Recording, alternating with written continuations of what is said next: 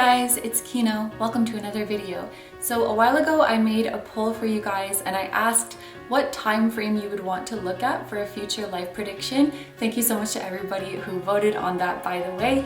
And the time frame that you guys wanted to see was 3 months. So that's what we're going to be doing for today's pick a card. Just before we get into the reading, we do have a sponsor today, so I want to give a huge thank you to Keen. I'm sure that most of you guys are familiar with Keen already, but just in case you haven't heard of them yet, they are a huge network of vetted psychics and spiritual advisors who are there to answer any questions you may have. As I've spoken about a bit before on my channel, 2021 was a pretty tough year for me, and there's still a lot of stuff that's up in the air. So going into 2022, I just want some clarity into my future, and I'm determined to make this a good year. Keen has been helpful for me when I'm going through tough transitions in my life, when I'm confused about what my next step is, when I just need confirmation that everything is gonna be okay. Keen's advisors have been there for me. The sign up process is super easy. You just answer a few simple questions about yourself and the type of guidance that you're looking for, and Keen will match you with the advisors who would be a best fit for you. There are advisors in all different price ranges with all different specialties, meaning different psychic abilities, as well as different areas of life that they specialize in reading for. You can also see reviews of each psychic to see what people are saying about their reading style. I would suggest trying a couple different advisors to find the one that really vibes with your energy. It took me a few tries, but I have found the advisors that I just love. They are so kind, friendly, caring, and they offer so much information in the time of the reading. Like, really get into detail so that I know this reading is for me. This is not just generic information that could resonate with anybody. Keen has advisors online 24/7, so no matter where you are in the world, no matter what time it is, there will be somebody who is available to talk to you. And what I like about Keen is that you have the option of either talking on the phone or just talking in chat. I personally prefer using the chat because talking on the phone makes me feel pretty anxious, but if you're someone who likes to hear the person's voice, or you just feel that the conversation will flow better if you are speaking not in person, but if you know, directly, then I think the phone option would be great for you. Recently, I've been hearing from my friends about their amazing experiences with Keen, and even you guys tell me in the comments how much they have helped you out. Keen is offering new users their first 10 minutes for just $1.99. What a steal. So if you guys want to give Keen a try, you can use my link trykeen.com/Kino. It will be in the description box down below, as well as in the pinned comment for your convenience. Thank you so much to Keen for sponsoring today's video. Thank you so much to you guys for listening to that, and now let's get on to the reading. So today's pick a card is going to be a prediction of your life in 3 months from now. I think I'll explain a little bit more about the breakdown of this reading after you choose your group. So for now, I'm just going to give you guys a close-up look at each of your options. There are 4 readings for you guys to choose from today. I'm going to show you each of these crystals one by one, and then please pick whichever one you feel drawn to the most. Number 1 is Serpentine. Number 2 is Rose Quartz. Number 3 is Blue Calcite. And number 4 is Magnesite. Okay, so as always, take all the time you need to pick. You can pause the video if you need to. I'm gonna go ahead and get started with number 1. Hi number ones, so if you guys chose the Serpentine, this is going to be your prediction for your life in 3 months from now. So the very first thing I want to do is roll the Astro dice, and we are going to see in 3 months from now what area of your life is going to go through the most significant change and what those changes are. Okay, so for group 1, we have number 1, so this would be related to the first house, and then we have the moon, And then we have the sign of Aquarius. So the biggest change for you guys, group 1, is related to the first house. So this talks about how you present yourself, how you show up in the world. It can also talk about your body and your physical appearance. So some of you guys might be going through some sort of physical transformation or glow up in the next 3 months, whether that is like a health and fitness journey or changing up your hair, changing your wardrobe. The way that you present yourself to the world is going to be different. I'm also getting kind of a soul searching vibe with this number 1, like really discovering your identity, who you truly are, and how you want to show yourself to others out there in the world. We do have the sign of Aquarius here, which talks about your friendships, but also your community at large. So you guys might have this consciousness of how you appear to others, how you appear in the community. And I feel like your confidence in the way you present yourself is skyrocketing in the next 3 months. And this is going to allow you to make new friends and also to network, to make connections for work, connections for collaboration. It feels like you're in a more outgoing and social kind of energy. And actually, I'm just noticing this can also go the other way around. So some of you guys might be going out there into the world, making new friends and new connections. And through that, through the traits that you see in others, that you like in others, that you're inspired by in others, you're like, I think I want to incorporate a little bit of that into my own style. Maybe you meet someone whose fashion you really, really like, and you start incorporating pieces that are similar to them. It's like the more you get out there in the world and the more you experience, the better idea you have of like who you want to be and how you want to express yourself. It's a really cool energy.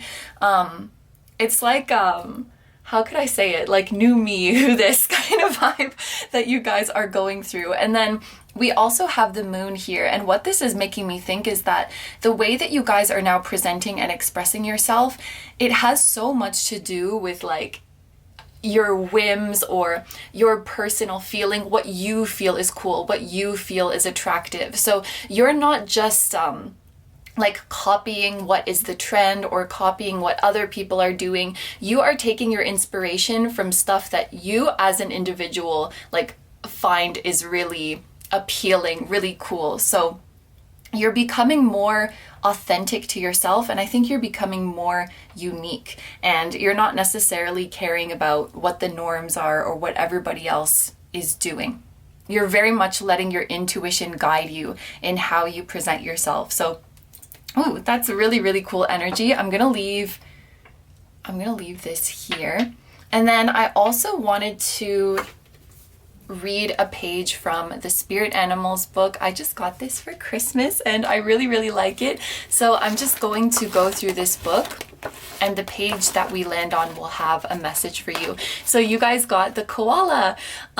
Watch your diet and make sure that it primarily contains foods that are easily digested, with a particular emphasis on green vegetables, herbs, and herbal supplements. The next time you have a glass of water, before you drink it, say a prayer of gratitude for the gift of the water you're about to imbibe, and include a prayer for all the waters of the earth.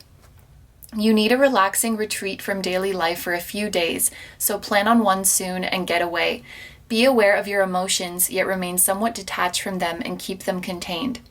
Practice a slow breathing meditation with music if you desire, twice a day for at least 10 minutes, and notice what it's like to be in deep relaxation. Explore your interest in shamanic arts and practices, and if you're inspired to do so, learn how to do a shamanic journey.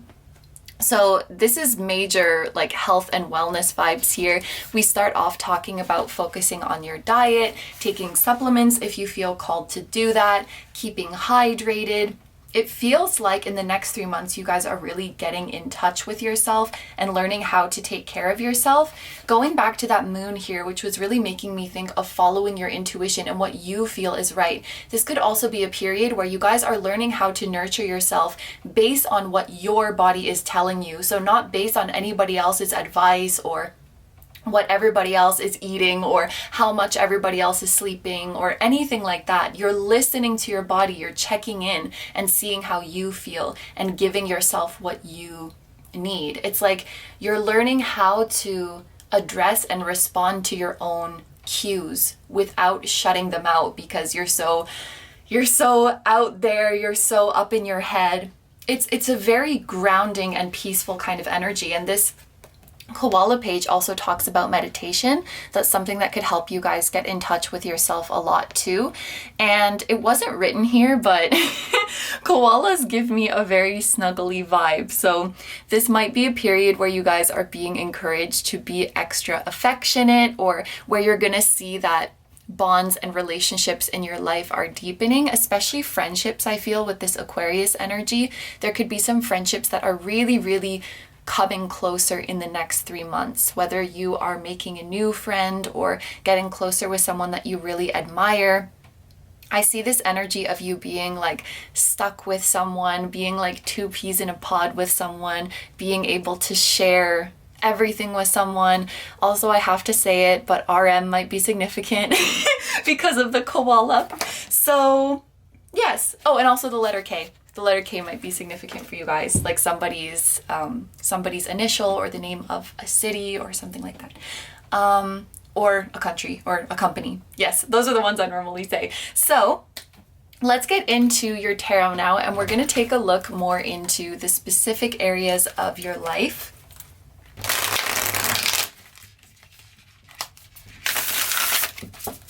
This is a new deck, so she's a little bit stiff still.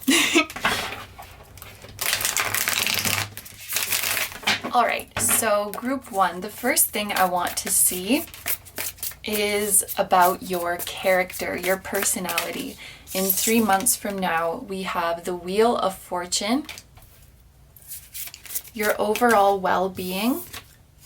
We have the Innocence of Wands, so this is the Page of Wands. Your home and living situation, we have the Heart of Cups, so this is the Queen of Cups. Your relationships,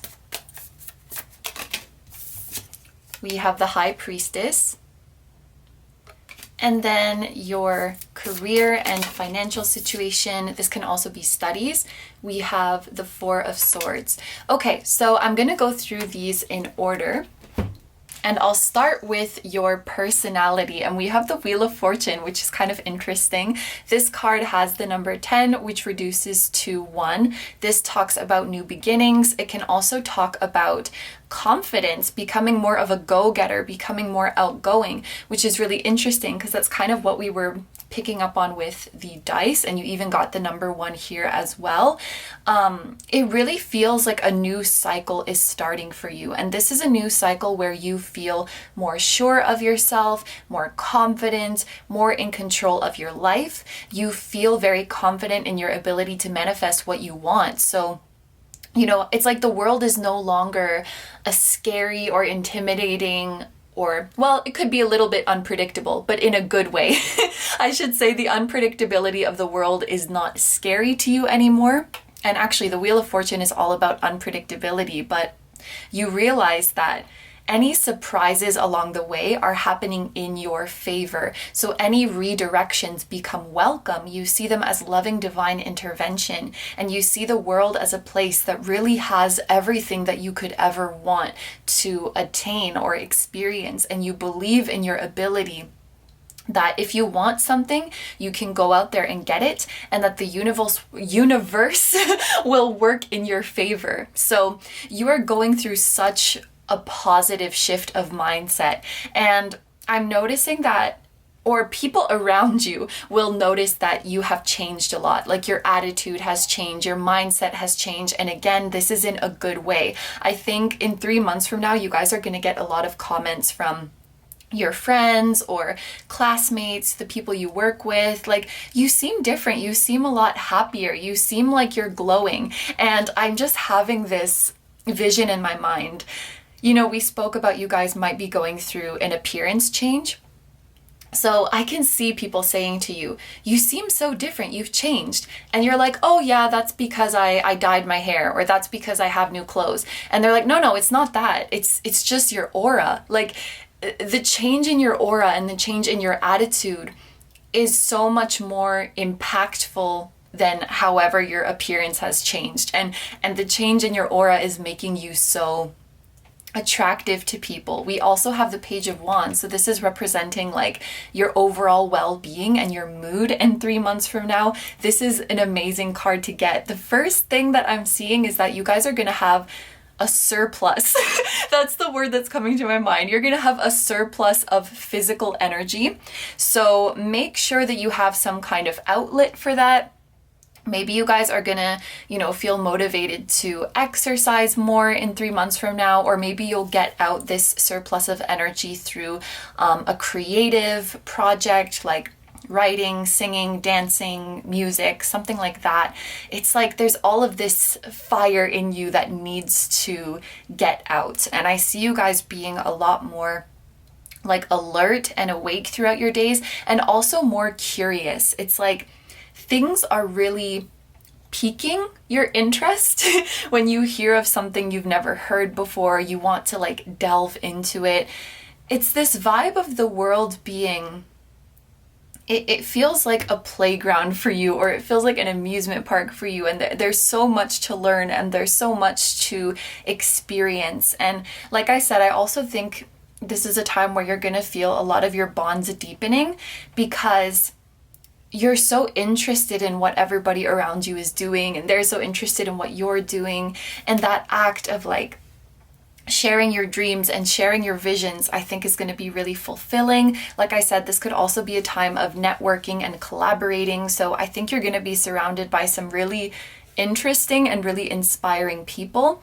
Even if you guys have never been the creative type before, you might be starting something creative. The page is about like new beginnings, new adventures. So you might pick up a new creative hobby, or pick up a new physical activity, or start a new project in 3 months from now. That could very well be something that you've never done before, because you're in this spontaneous energy where like you just want to try it all. You just want to soak it all in. And I hope that I'm painting the picture like adequately, but I just really want to convey that you guys are feeling so alive, and you're feeling that promising potential of your future, and like this is just the beginning, I can do anything. And I really, really feel like there is no stopping you guys. And that message is coming back about your appearance. Something is changing in your appearance that is going to make you feel really, really confident. And then I feel like reiterating that this has nothing to do with society's standards of what is attractive. This just has to do with you liking the way you present and feeling confident in that. There's confidence in you feeling like yourself. I feel the most beautiful when I feel like myself. Maybe I can put it that way. So moving on here, we have the Heart of Cups, or the Queen of Cups. Oh, sorry. In addition to koalas, I should point out, we also have foxes, whales, owls, and cats. These could be significant spirit animals for you guys. And significant zodiac signs, we have, oh, there's a lot here. I'm just going to go with the major arcana then, so it doesn't get too much. We have water sign here. The High Priestess makes me think of Cancer and Virgo, although I'm not sure what the actual association is. And then here we have Leo, Scorpio, Taurus, and Aquarius. And we also had Aquarius here. So back to the scheduled program. We have the Heart of Cups, or the Queen of Cups, here when it comes to your living situation. So what I see here is that you are going to have a very peaceful home life. And particularly, there's something that is spiritual coming through here in the Queen of Cups. So if I could give an example, you guys might start to decorate your home with things that are traditionally like spiritual in nature. I just feel like putting air quotes, because anybody could have these things in their home. But like, for example, incense, or having a lot of crystals around your home, or maybe having singing bowls in your home. Maybe you will have an altar, or a space that is designated for meditation, a space that is designated for your readings. There was a message with the koala page in the book about you guys being more into self-care. So you might start you know, taking baths, for example, or using essential oils, for example. You're creating a space in your home that is sensory, that provides a sensory peace and pleasure, so that you can feel more calm and more rested and more in touch with your emotions. Almost like you're creating a sanctuary for yourself. If you guys are living with somebody, or you're planning on living with somebody, this could indicate a very kind, sweet, compassionate, motherly or big sisterly figure who is living with you. So for example, if some of you guys are looking for a roommate, or you're going to be moving in the next few months, this could represent like a person who is living with you. Or if you guys are planning to become a parent or become a mother, this Queen of Cups could also be you. Whether that is to a human or to a non-human animal, you could be nurturing something in your house. Could even be plants, honestly. But there's this very serene and nurturing feeling to the place that you live. For those of you who are planning to move far away, like you're wanting to move cities or move countries or something like that, I do think that that's possible for you, but I don't necessarily see it happening in the next 3 months. Just because the first thing that made me think of that is that whales, do they move slowly? Maybe in like with regards to their size, they move kind of slowly. That's the vibe that I get from them. But also cups, the suit of cups is one of the slower moving suits. So it doesn't look like there's any like immediate action or immediate movement when it comes to faraway places. I just felt like saying that message. Okay, so now we move on to your relationships, and we have the High Priestess. I want to tell you guys that you have some very high quality relationships in 3 months' time. And I would even say some of these people are already shown up in your life. If there's anyone in your life right now that you have a really good feeling about, I want to tell you that that bond is going to continue to deepen in 3 months from now. And what I see with this High Priestess is that you guys are very good at reading people, and you guys are a very good judge of character. So this card is asking you to trust, like when you meet someone and you have a good feeling about them, to go with that and to see where the connection goes. And if you get an iffy feeling about somebody, to keep your distance from them, even though you have a kind and compassionate nature and there's a part of you that wants to give them a chance. I just feel like more often than not, if you guys have an off feeling, you're gonna be right. So this card is saying to trust your instincts when it comes to the people you're involved with. But with that being said, I do feel like these people who are going to inspire you and have an amazing influence on you, like we spoke about before, are already starting to make an entrance in your life. Like for some of you guys, they've already been around for a while. You already know them. You already like them and have a good feeling about them. Continue to invest in those relationships, because these people are really going to respect you and they're really going to uplift you. What I often see with the High Priestess is that you guys are full of self-respect, or you are coming to a place where you really respect yourself, and the bar is pretty high for your relationships. And I mean that in a good way. Like, you're not going to take any more crap. You're not going to take any more like flaky, wishy-washy, shallow, or inauthentic relationships. The High Priestess wants the best of the best, and she wants the real deal for herself. And also, the High Priestess does not have to chase. That is something that's very important about her. She knows that when the time is right and when the connection is right, she doesn't have to bend over backwards or chase anybody. She lets And, you know, there's a difference between putting effort into a relationship and chasing. So maybe the next 3 months or the past while has been about you guys learning this distinction. But I want to tell you that the connections that are right for you and that will bring you the most joy, you will not have to chase anybody. So that's just something to keep in mind. You will gravitate towards the right connections, and you will have a very strong and like comfortable gut feeling that this is right for you. I just had a moment of spacing out because I got a little bit too overloaded with energy. So I think there are some really significant connections coming to you guys in the next 3 months, especially when it comes to friends and creative collaborators. There's going to be people that the vibe that you have, the way that you guys exchange your energy and your ideas, it's just so impeccable. It's so beautiful.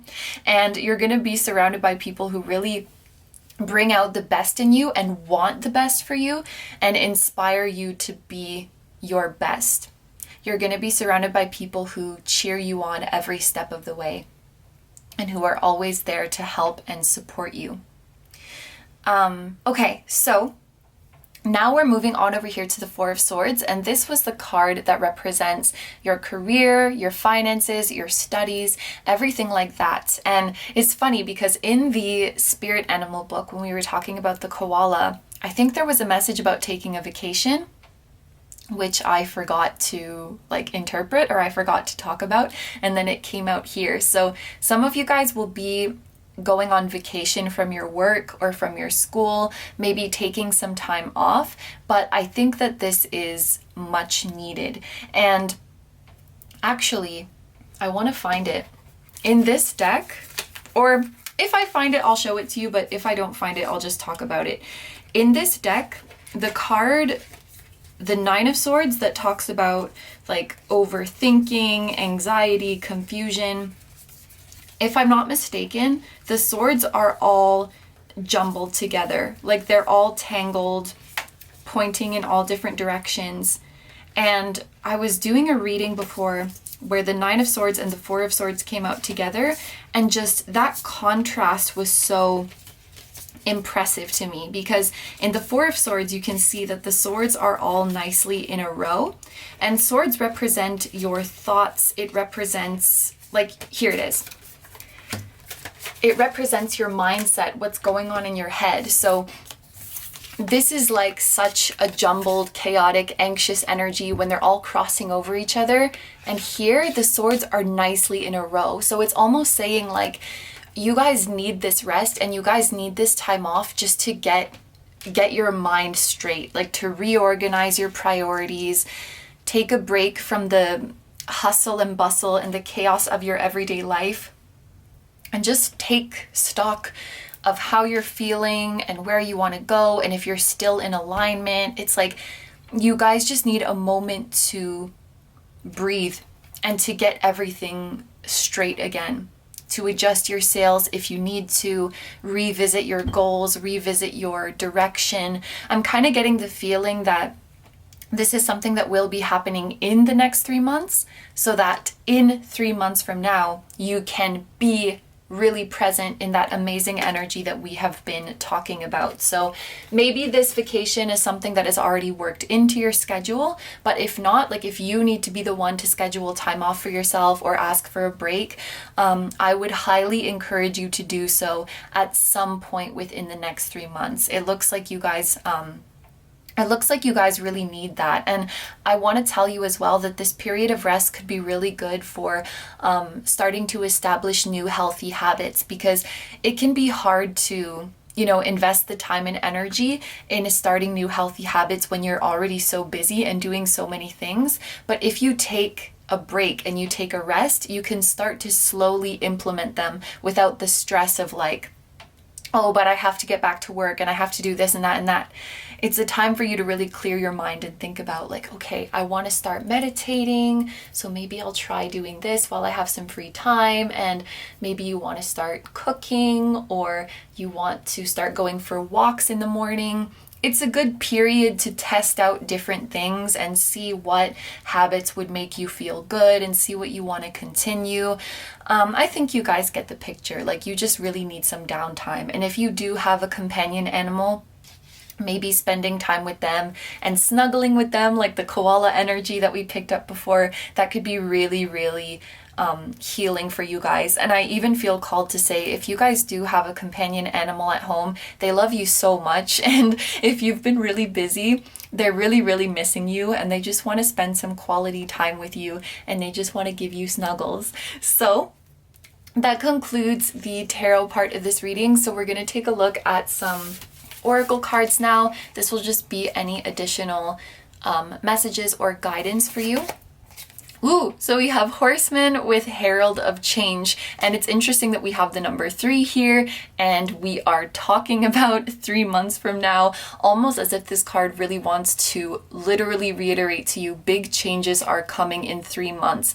And horses make me think of freedom as well, and I think you guys are really liberating yourself when it comes to your self-expression, when it comes to the projects that you take on.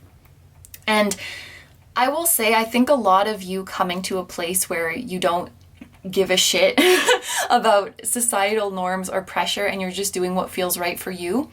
I do think that a lot of that has been cultivated within yourself, but it's certainly going to help having these amazing connections around you, having these people who support you no matter what, and who uplift you and who respect you and who love what makes you unique. You are really, really freeing yourself. And this horse is also full of energy, which reminds me of that message of you guys having a lot of physical energy. I think in 3 months from now, you're really going to feel unstoppable. You're really going to feel like there is nothing that you can't do. This is even giving me like chariot energy. And there's been a lot of Cancer-y kind of energy throughout this reading with the High Priestess. The Queen of Cups has the Cancer symbol on her as well. And then this is not the Chariot, but it reminds me of the Chariot. If you're not a Cancer, or if there's not a significant Cancer in your life, maybe Cancer season is like in the 3-month window from when you're watching this, or that's going to be a significant time for you. Oh my God. The 4th house is also related to Cancer. We have the 4th house with home, and then we have the number 42, which if we add this up equals to 6. 6 talks about peace and health and balance and harmony. So this is kind of reminding me of that message of you guys having a really peaceful home, maybe having a really good balance between like time at work and time at home, or work time and rest time. The 4th house feels very, very comfortable. It feels very, very serene. The 4th house also talks about convenience, or at least this is an association that is always in my mind. So you might be introducing something into your home that makes your domestic life a lot more convenient. Like, I don't know, for example, maybe you get really fast Wi-Fi, so it's easier to get your work done, or it's easier to stream things, or maybe you get a really fancy vacuum cleaner, or maybe it's gifted to you actually. It could be gifted to you, and then cleaning becomes a lot easier. I think you guys get the picture, but there's this emphasis on your home life becoming so much more peaceful, so much easier. Like, you don't have to think, you don't have to stress. If you guys have any extra income and you do feel called to spend it, if I could give my 2 cents, maybe treat yourself on something like an item in your home that is not necessary per se, but that will add to the comfort and convenience of your life. For example, I was looking at a Christmas catalog a while ago, and there was this towel heater. So you put your towels in it before you take a shower so that when you come out, the towel is warm. And then when you wrap yourself in it, it feels really, really nice. Like, that's not really a necessary home appliance, but it's very, very nice. And it will just make bath time and shower time so much better, especially in the winter. So it doesn't have to be exactly that, but you know, if there's anything you could add to your home that would just make the vibe a lot more cozy, I think that you should invest in it, because it will improve your mental health and it will improve your peace of mind and your comfort, and that's really, really important. In the next 3 months, I want you guys to prioritize your wellness and your comfort, which you will. Okay, and then we have, so this card says, have a strong heart that doesn't budge. So this is really interesting. We had the message of you guys feeling like anything is possible, perhaps starting a new project. I think that you guys are going to set your sights on something and be so adamant about it and be so persistent about it, or your guides are encouraging you to do this. If you already have a goal in mind or a project in mind that you're hoping to accomplish, whether that's in the next 3 months or just in general, it's like your guides are saying, do not take your eyes off the prize. Persevere, keep going, put everything you have into it. So this is your guide's green light, that if you go for this goal with all of your might, you will be successful. And I love the red fire here. It's just like you are exploding with passion and you are exploding with faith in your future. Really it's giving me the vibes of the Wheel of Fortune and the Page of Wands that we talked about. And then finally we have Witch's Hat with power. So you guys are totally tapping into your magical powers. You are realizing that there is nothing that you can't do. This is pretty straightforward for me. I don't really know if I have much else to add to it, but I think that Spirit really wanted to close off this reading for you with you knowing that the universe is working in your favor and that you have that magic inherent within you and that you can work your magic to have and experience anything that you want in this universe. So never, well, as much as you can, don't doubt your power. We all have moments of doubt sometimes, but just know that you got it. You have that power, you have that magic, and you'll see in 3 months there is nothing that you can't do. Okay, so these are all the messages I have for you guys, so I'm going to end the reading here. Thank you very, very much for letting me do this reading for you. I hope you have a wonderful day or night whenever you're watching, and I wish you all the best. Please take good care of yourself, stay healthy. Don't forget to like, comment, and subscribe if you feel like doing that. I also have a Patreon, so if you guys are interested in seeing even more exclusive pick-a-cards where you get to choose a topic, that will be linked down below too. I'm sending you guys lots of love, and I will see you in the next one. Bye-bye! Hi number twos, so if you guys chose the rose quartz, this is going to be your prediction of your life in 3 months from now. So I'm going to start off this reading by rolling the Astro dice, and with these we are going to see which area of your life will be going through the most significant change in 3 months from now and what those changes will be.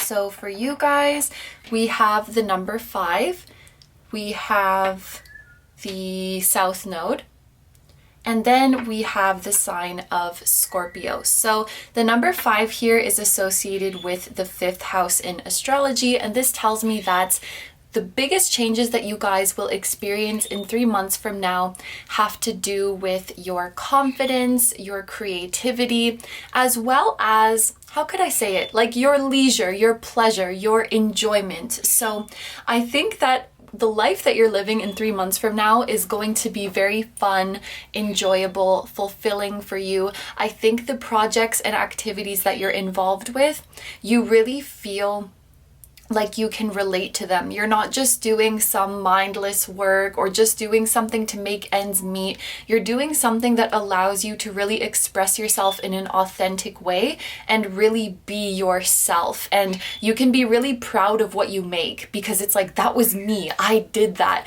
Not anybody can say that they did that.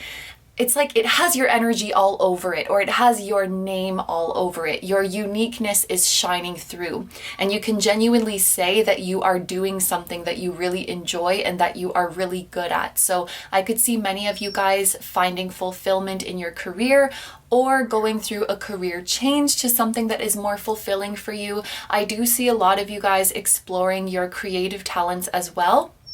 If any of you guys out there have been aspiring to do something creative for your job, or that's something that you are trying to get off the ground right now, I think that it's going to be very, very successful for you, both in the monetary sense and in the enjoyment and fulfillment sense, and also in the sense that you're going to have a lot of admirers and supporters and followers for what you do. The 5th house is reminding me of Leo energy, which is like you're the star, you're in the spotlight. So if you guys are doing anything that tends to amass, followers, spectators, fans, you could be growing that kind of fan base in the next 3 months. I think that either your workload is going to be lighter, or you're just going to enjoy the work that you're doing more, such that it doesn't really feel like you are exerting yourself that much. It doesn't really feel like a chore what you are doing. Like, it really feels like something that you enjoy. And I think this is going to bring such a radiance to your aura. It's going to bring such a warm and inviting energy to your aura. The 5th house, if I'm not mistaken, is also associated with like sex and sex appeal and things like that. So you guys could be really, really feeling yourself in 3 months' time, and you could have a lot of suitors, like people who are interested in you romantically or people who are physically attracted to you. If you do have somebody on your mind, I do think that you will be really, really catching their eye in 3 months from now. And I just looked up at the camera and the timer was at 3:33, which is really reminding me of not only creative energy, but like that fertile empress energy, like the epitome of beauty, the epitome of fertility, this source of divine creation. You guys are just, I cannot say it enough. You are just glowing in 3 months from now, and you're really, really catching people's attention. People want to date you. People want to be your friend. People want to work with you. It's almost like you are a hot topic. You're a hot topic. You're all the rage. You're what everybody is talking about in a very, very positive way.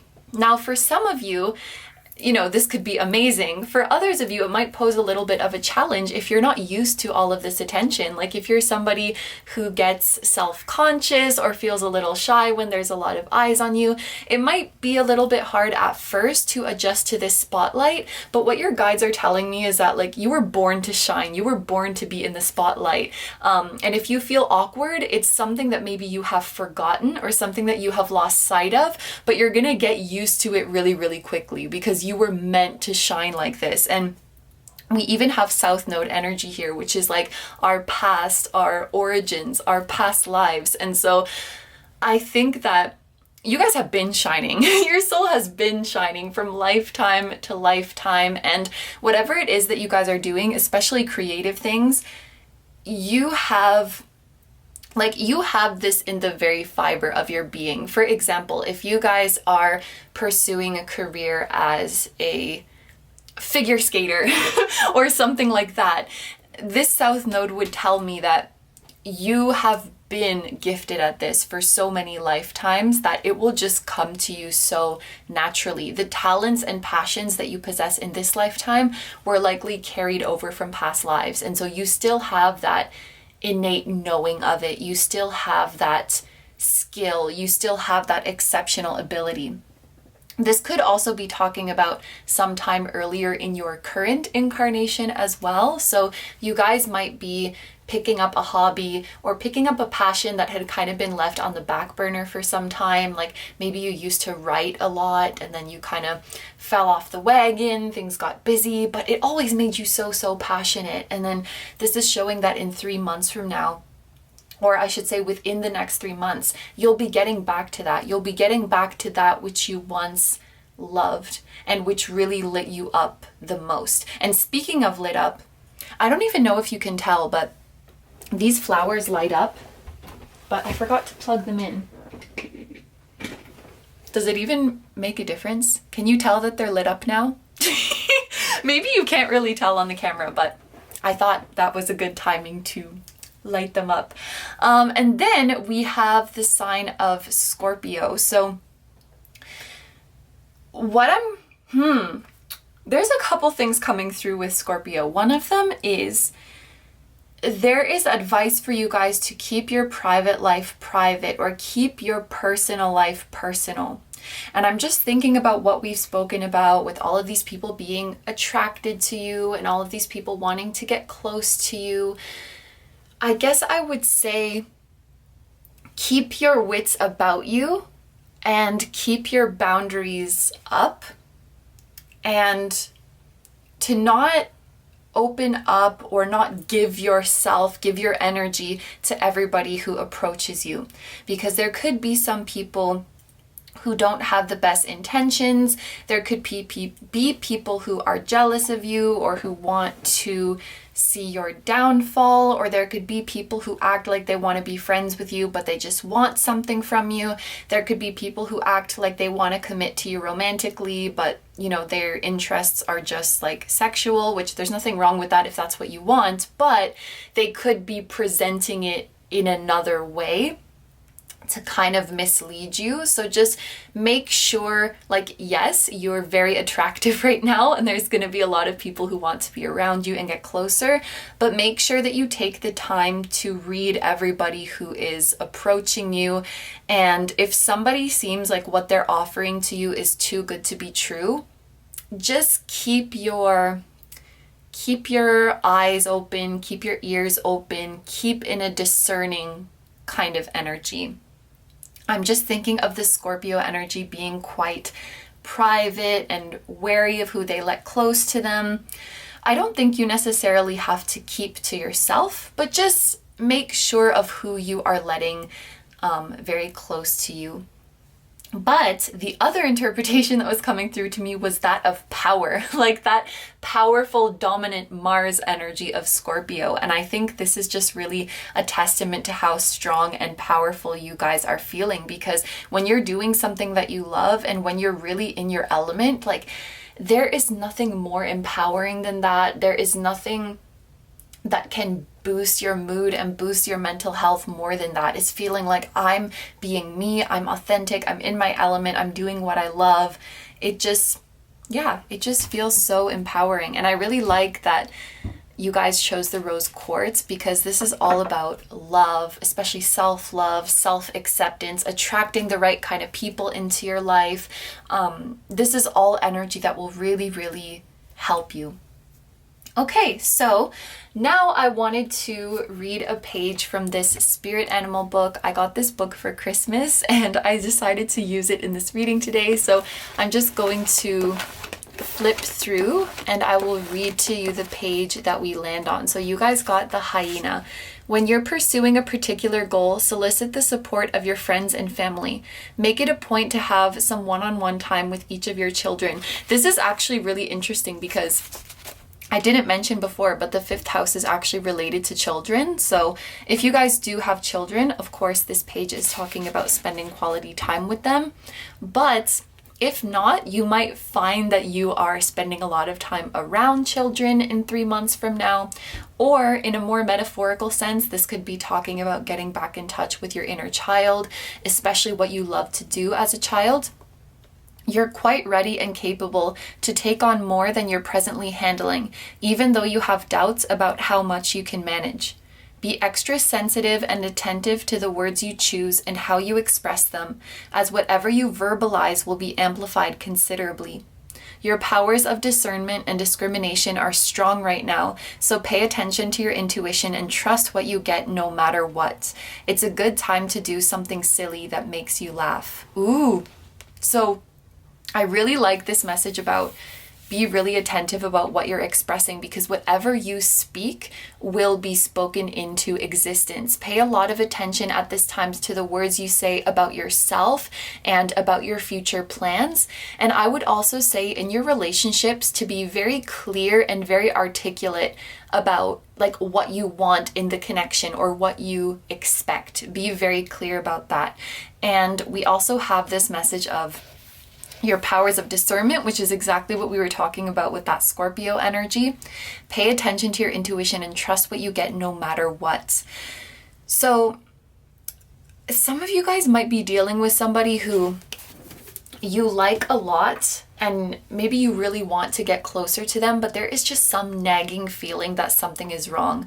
Now, when we are like head over heels for somebody, and if we're really physically attracted to them or just really, really drawn to them, I think sometimes it can be easy to override those red flags or to ignore those gut feelings that, maybe something is kind of off. But like the page in the book said, it's really, really important to trust your intuition, because there are some people who are really, really good at putting on this front like they are this amazing person, this amazing friend, Mr. or Mrs. Right, and they can do and say all of the right things, but energy doesn't lie, and your intuition, if you listen to it, can see past that. I just keep having that nagging feeling to tell you, be wary of connections that seem too good to be true, especially if someone is like bombarding you with love and affection and attention early on and then it suddenly drops off. Just be careful of that, whether it's romantic, platonic, whatever it is. All right, so Now we're going to get into the tarot and take a look deeper into these specific areas of your life.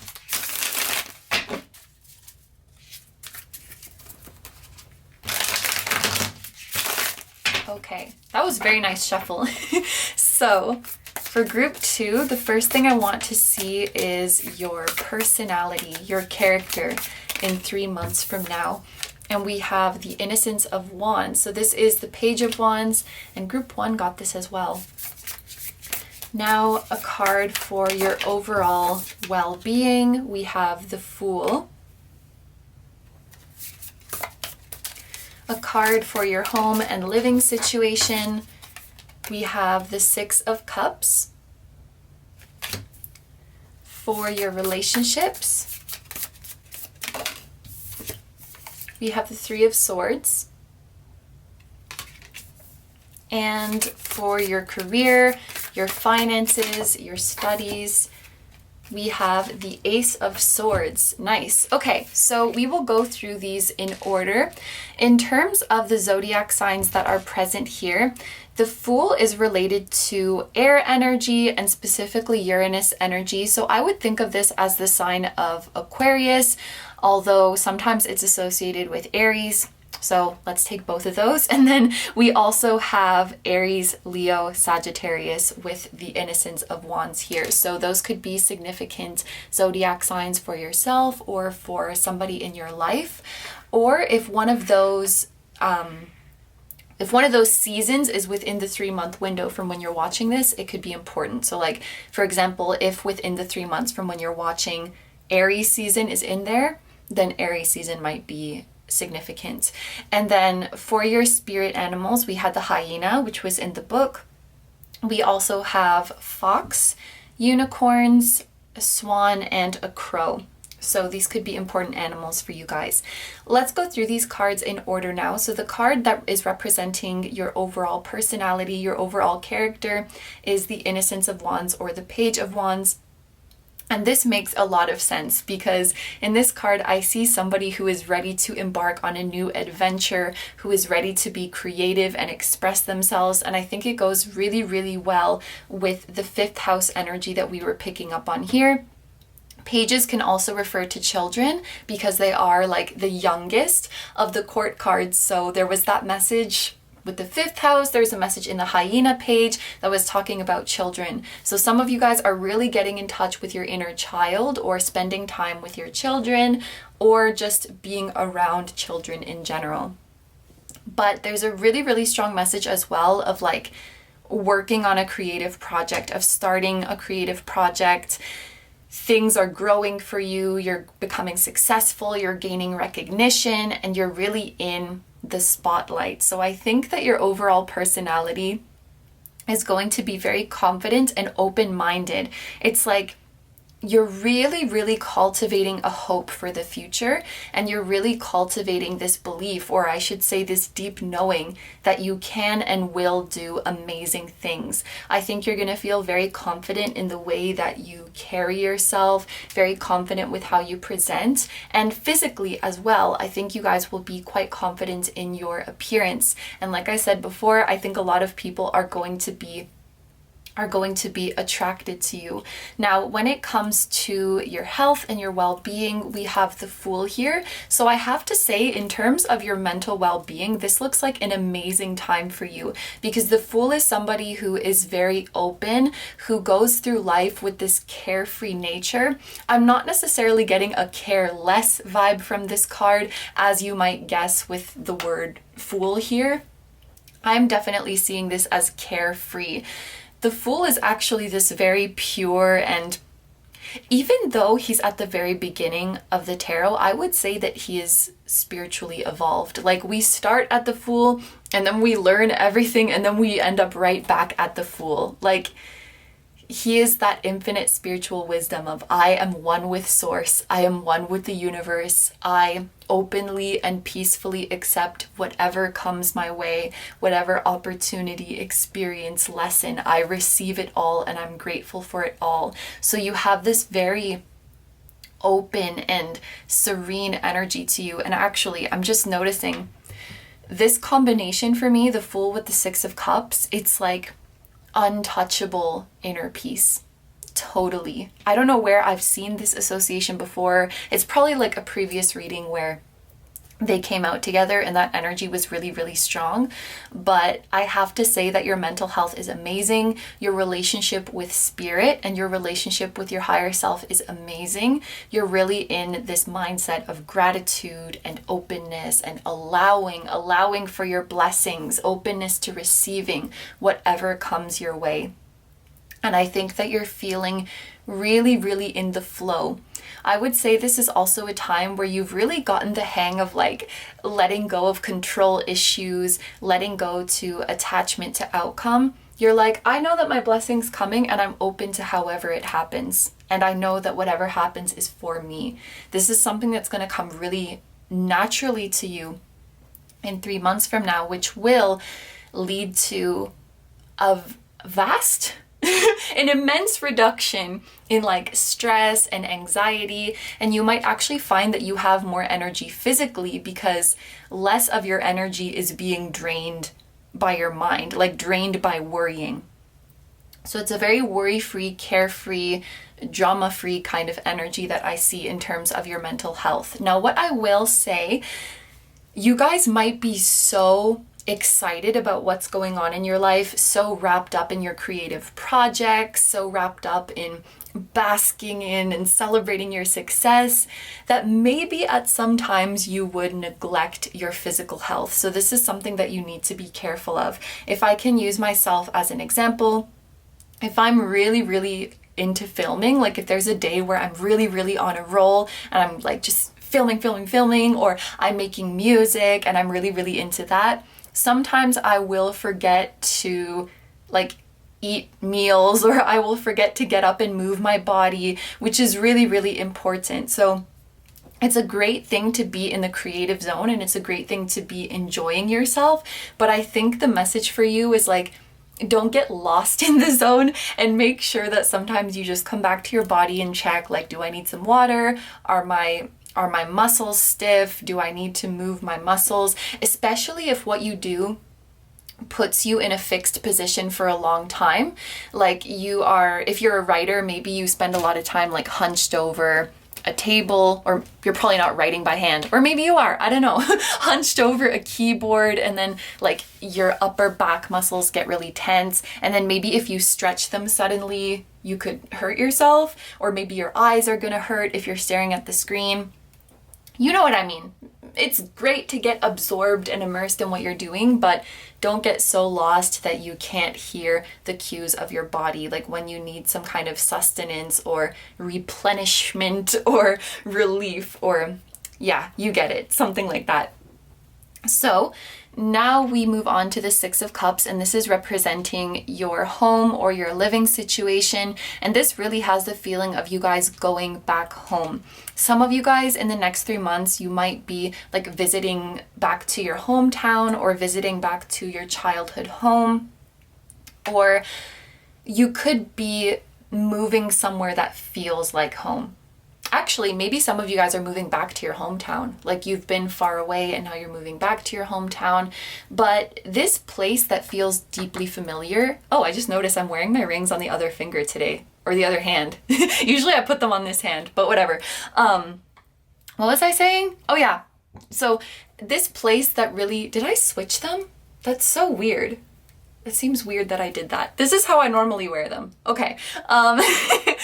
The place that feels deeply familiar and deeply nostalgic to you and deeply comfortable and really like home, it doesn't necessarily have to be, the place that you grew up in, at least in this lifetime. And it's very interesting that we have the South Node here and we were talking about your past lives, because the place on earth that you feel really, really drawn to in this lifetime, it could be somewhere that you have lived in a past life. So like if you feel, for example, you feel really, really enchanted by the architecture in Europe, but like you've never been to Europe in your life, you're like, why do I feel so nostalgic when I look at this? Why do I feel so drawn to this? That could be a strong indication of having a past life there, especially if that architecture is like from a certain time period. Maybe you had some lives, you know, in that country, in that time period. So just be aware that the place you feel most familiar with and the place that you deeply, deeply resonate with the most, it might not necessarily be, you know, your current home in this incarnation. I think you guys know what I'm trying to say. I would say if you do feel really drawn to somewhere other than your human your human self's home, and you don't know why, to really pay attention to that, because it could be your soul trying to tell you something. Now, I will say, unless you already have plans to do so, I'm not so sure that you would be moving in the next 3 months, but if you start to validate those callings of your soul, if you start to validate where your soul is really pulling you to and start looking into that place, I could see you guys starting to really build up the plan to make your move there. But your soul really wants you to validate those feelings that you have, even if it seems weird to you, even if you're like, why does this feel like my home when I've never been there? And my ears are ringing right now, so just listen to your soul, okay? You guys get the picture. In terms of your overall home life, and there's been this overall energy of getting back to your inner child. 6 of Cups is also about children, so I think that's like the 4th time we're getting this message. I don't know if some of you guys are having children in your home or something like that, but if I take this in a more metaphorical sense, this is like getting back to your inner kid or your kid at heart. And I'm just thinking of, my stepmom got me this pillowcase for Christmas, and it has a pig and a kitten on it, and pigs are like one of my favorite animals, and it is a very silly pillowcase, but it's so beautiful. And she wrote in the card, like, we've noticed that one of the things that will make you happiest in life is if you keep that relationship with your inner child. Like, if you remain a kid at heart, that's going to bring a lot of joy. So we hope that whenever you look at this pillowcase, it brings you that joy again. And like, when I look at it, I remember not to take things so seriously, and it helps me to not be anxious and overthink at night, because I just remember, like, it's okay. And I just come back to my inner child. So if I could give you some advice for like your house life, enjoy your childlike spirit. Enjoy your childlikeness. So maybe watch movies that you loved to watch when you were a kid, or maybe bring your stuffed animals out or bring them back out, or snuggle up with blankets and try to suspend that feeling of, I'm too grown to be doing this, like I'm too old to have this in my house, or I'm too old to be eating this for breakfast. And like, just let yourself enjoy that as if you were a child and it's Saturday morning and you get to do whatever you want. You get to watch cartoons, you get to drink chocolate milk with a crazy straw. Like, allow yourself those childlike pleasures. I think that that could really contribute to an overall like better well-being. I hope that you guys understand what I'm trying to say. So let's move on now to the 3 of Swords. This is the card that talks about your relationships. As you guys might know, 3 of Swords is not the happiest card. You can see the swords piercing through the heart. This is a card that talks about heartbreak, disappointment, separation. I do have to say, if you guys are in some kind of like situationship or vague relationship with somebody, especially where there hasn't been a lot of contact, this card might be here as advice to let go of this person or to let go of this connection, because at this point it seems to be bringing you more distress and more upset than it is bringing you joy. Of course, you can claim whatever messages you want and you have free will, but if there is some connection in your life that you're holding on to, but when you look at it objectively, it really is giving you more stress than pleasure, more stress than happiness, it may be a good idea to let this go, because you're having so many amazing experiences. You're living your best life here, and when so much of your mental energy is being consumed by something like this, it can really put a damper on all of the blessings that you're receiving. And honestly, when you start to come up like this and when you start to have your success, this may just be something that naturally falls away. It's like, I have no interest in holding on to something that is giving me stress and that is making me sad. It might just be something that you decide naturally and that is not necessarily forced. But my eyes are really going to this crow who's sitting on top of the swords, because crows make me think of like protective messengers. Like, this crow is perched up here and looking out for you, and if this crow sees anything suspicious, he's gonna like caw at you and let you know, like gonna keep you safe from any troublemakers. And it all goes back to that discerning Scorpio energy. There's gonna be some lovely people around you, but when you're so lit up and when you're so high vibe, there could be some energy vampires who are drawn to you, who are drawn to your sweetness, who are drawn to your light. So just really, really be on the lookout. And like I said before, make sure that you are not being swayed by like physical attraction or really strong crushes or something like that. And try to look objectively, like, how is entertaining this connection really making me feel? Like, am I frustrated about it? Am I stressed about it? Am I confused about it? Do I really want to be feeling these things when life is going so well for me and I could be focusing on my projects and my growing like fan base or my growing recognition? You guys will be able to discern this for yourself, but this is definitely kind of the warning card out of the spread, and I just have to address that. So next, for your career, for your studies, for your finances, we have the Ace of Swords. I really, okay, I understand. I'm going to talk about the positive of this first. I really love to see this because the Ace of Swords talks about a breakthrough, especially a breakthrough after challenging times. And it can also talk about an epiphany. And also, unicorns make me think of epiphanies because I think of the horn as like an antenna that is connecting you to spirit and where you're getting downloads from. I think a lot of you guys within the next 3 months are having this epiphany about what you want to do with your life, what path you want to pursue, what is going to make you the most fulfilled. And once you have that realization, everything becomes easy. And I think that you guys, oh my gosh, this is actually kind of emotional. Some of you guys have been struggling with like, why can't I stay motivated? Why can't I be productive? And maybe you guys have labeled yourselves as like lazy, or you've labeled yourself as unmotivated, as unfocused, disorganized, not having any direction, not able to finish anything. Like, you've put all of these labels on yourself. I want to say unfair labels, when really the problem was never with you. It was just that you didn't give a shit about the things that you were doing. And some people just cannot motivate themselves when they don't give a shit, and that's not a bad thing. It just means that you guys needed to find your passion. You hadn't found the right thing yet. And when you do, which you are going to, like we've seen that throughout this reading, when you do find your passion, it's such a huge weight lifted because you find yourself motivated, energized, getting in the zone, and you realize like, this is how it feels to be putting effort towards something that you love. This is how it feels to be in the zone. This is how it feels to be fulfilled. And like, you realize that you were never the problem, and that you never had to force yourself down these paths that you didn't even want to go down. And when you're doing something you love, it takes away so much of that confusion. It's like you guys thought you were doomed to a life of questioning whether you're on the right path and questioning whether you're doing the right thing and not knowing what is right for you.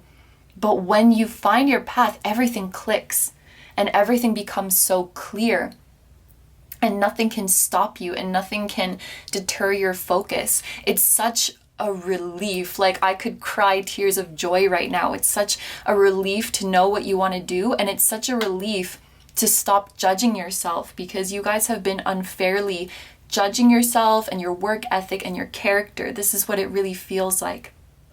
And this breakthrough is going to feel amazing.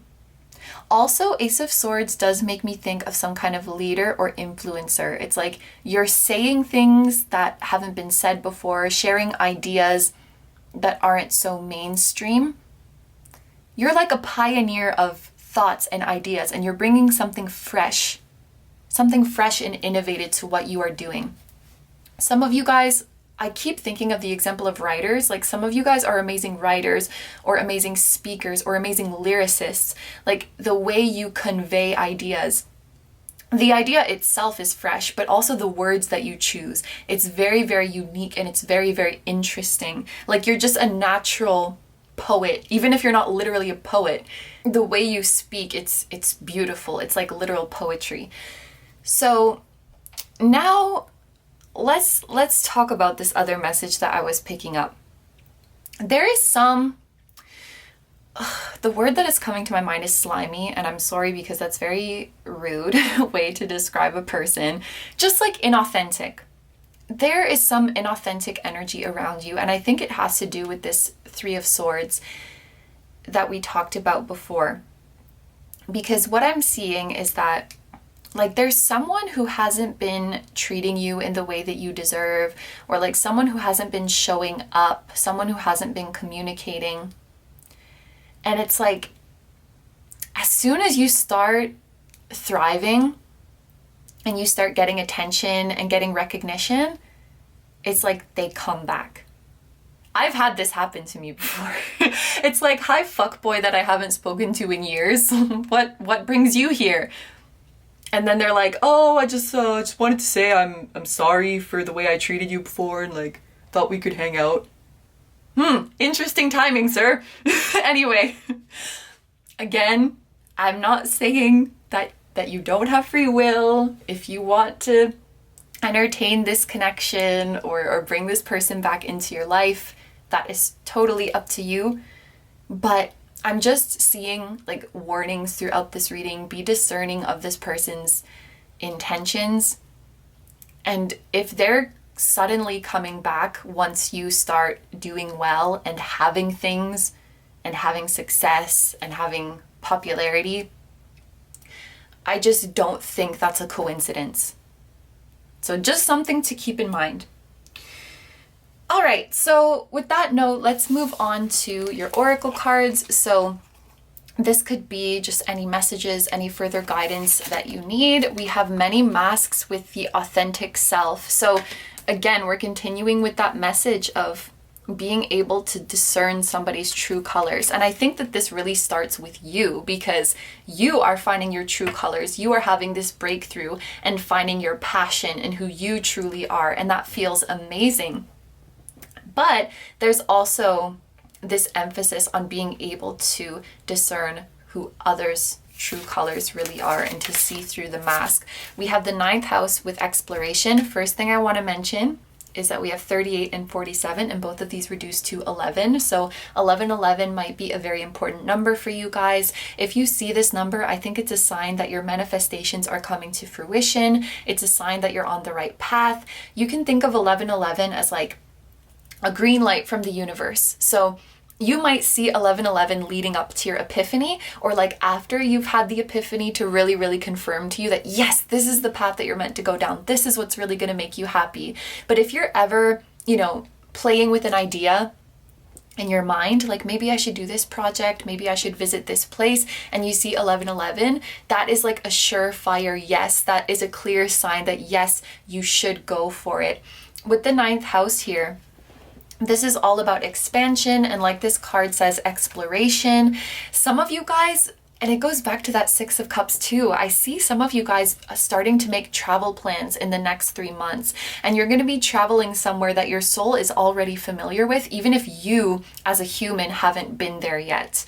I think it's like you're being overcome with this kind of wanderlust. You want to find your home away from home, and I think you are going to. You're going to find a faraway place that you really, really resonate with. You really resonate with the culture. You resonate with the history. Maybe you really like the sound of the language. You could even be making like online friends or making friends from a faraway land and really, really starting to want to explore that place more. But this also talks about exploration in terms of like education and spirituality. So on your creative pursuits, you might get like a learning bug. I don't think that's a real expression. Like an education bug. You just want to learn everything that you can. So going back to the example of poetry, maybe you suddenly become really, really enchanted by 16th century Russian poetry or something like that. Like a really specific like style of literature, a really specific period, literature from a specific country, and then you want to learn all that there is about it. Or if you're really into music, you might become obsessed with a certain composer and like learn their whole repertoire or their whole discography. It's like you're becoming really passionate about something that is related to your creative project, and you're becoming like a sponge and just exploring it as much as you can and educating yourself as much as you can. And ninth house also makes me think of spiritual expansion, which goes really nicely with that Fool message. You guys are feeling really, really connected to spirit at this time and feeling really divinely guided. The next card that we have says like treasure each and every step, or cherish each and every step. Going back to that message of epiphany and breakthrough about what it is that you really want to do, there's this distinct difference in the energy. Like when you're pursuing your path versus, you know, pursuing something based on societal expectations or based on what everyone else is doing. We were sort of talking about that distinction where when you weren't on your path, you felt unfocused, you felt unmotivated, you felt confused, you felt tired. I think another really important distinction for you guys, how you will know that you're on the right path and that you're really doing what is going to fulfill you, is that you'll stop caring so much about like when you get to the destination, or stop caring so much about the destination altogether, because the journey itself is so fun. So for example, if you're a student and you're in a program that is just really, really not for you, you might constantly find yourself thinking like, only 3 more months until graduation, only 2 more months until graduation. Like you just can't wait for it to be over. And the process that you're going through, the actual program itself, it's just like a means to an end. It's just something that you need to get through. But when you're in the program that is really for you, that you're really, really passionate about, you're like, oh my God, is it the end of the year already? Like you don't even think about the time or how much time has gone by or how much time there is left, because you're really in the present moment. Every day you are just in that day and enjoying what you're doing. And each and every little step becomes important to you. It becomes cherished to you. So that's like a surefire sign for you guys to know whether you are on the right path or not. And then, the final card that we have for you guys is Union. So I think that there could be a new, because we've spoken about you guys attracting many different people. I would say keep an open mind to the romantic suitors that come to you and really take your time to get to know people. I feel like there is someone new that you haven't met yet, but that maybe you know from a past life. Maybe you have a past life together in this land or in this time period that you feel so drawn to. But I think that maybe you haven't met them yet in this lifetime, or at least you haven't met them in person yet. It feels like a new and fresh energy that is coming in when you least expect it, when you're busy living in the moment, when you're busy doing what you love. And this is somebody who loves you and will be there for you no matter what. So it's not like whatever the opposite of a fair weather friend is, a loyal friend, I guess I could say. They're here for you when you're doing your best. They're here for you when you're doing your worst. They're here for you whether you have something to give them or not, whether they can gain from you or not. And they have very, very pure intentions. So keep your eyes open and your heart open for a new love interest who is entering into your life. For those of you who are single, of course. If you're already in a happy, committed relationship, then you can totally claim this message as like a platonic union or a creative union, but it does look pretty romantic in nature for the most part. Actually, if you're in a happy, committed relationship, maybe this is like an engagement, like someone's getting proposed to, or maybe even getting married. It kind of reminds me of the Four of Wands in tarot, but wow, what a beautiful energy to finish with. So these are all the messages I'm seeing for you guys, so I'm going to end the reading here. Thank you very, very much for letting me do this reading for you. I hope you have a wonderful day or night whenever you're watching, and I wish you all the best. Please take good care of yourself, stay healthy. Don't forget to like, comment, and subscribe if you feel like doing that. I also have a Patreon, so if you guys are interested in seeing even more exclusive pick-a-cards where you get to choose a topic, that will be linked down below too. I'm sending you guys lots of love, and I will see you in the next one. Bye-bye! Hi number threes, so if you guys chose the blue calcite, this is going to be your prediction of your life in 3 months from now. So I'm going to start off this reading by rolling the Astro dice, and this is going to show us in 3 months from now what area of your life will be going through the most significant change and what those changes are. So for group number 3, we have the number 10 here. Then we have the North Node, and we have the sign of Leo. Wow, so this is really powerful energy. The number 10 here is related to the 10th house of astrology. So the most significant change for you guys in 3 months will be related to your career. So there could be a change in the type of work that you do, or there could be a change in your position or your status. So this is either like getting a new job or getting a promotion within your current job, but I see you guys moving to a position with more power, with more authority, with more responsibility, and I also see you guys really establishing a good reputation for yourselves. I see you guys having a lot of respect in your field, and there's also something about you guys having like references. I don't know if maybe you guys are applying for a new job and you have some really good references, but it's like there are people who can vouch for your work ethic, people who can vouch for your abilities, for your competence, like the way you are viewed in a professional sense is really, really good. I also think that in 3 months you might be reaching a significant accomplishment that makes your peers very proud of you. So like your family members, your friends are very, very proud of how far you have come.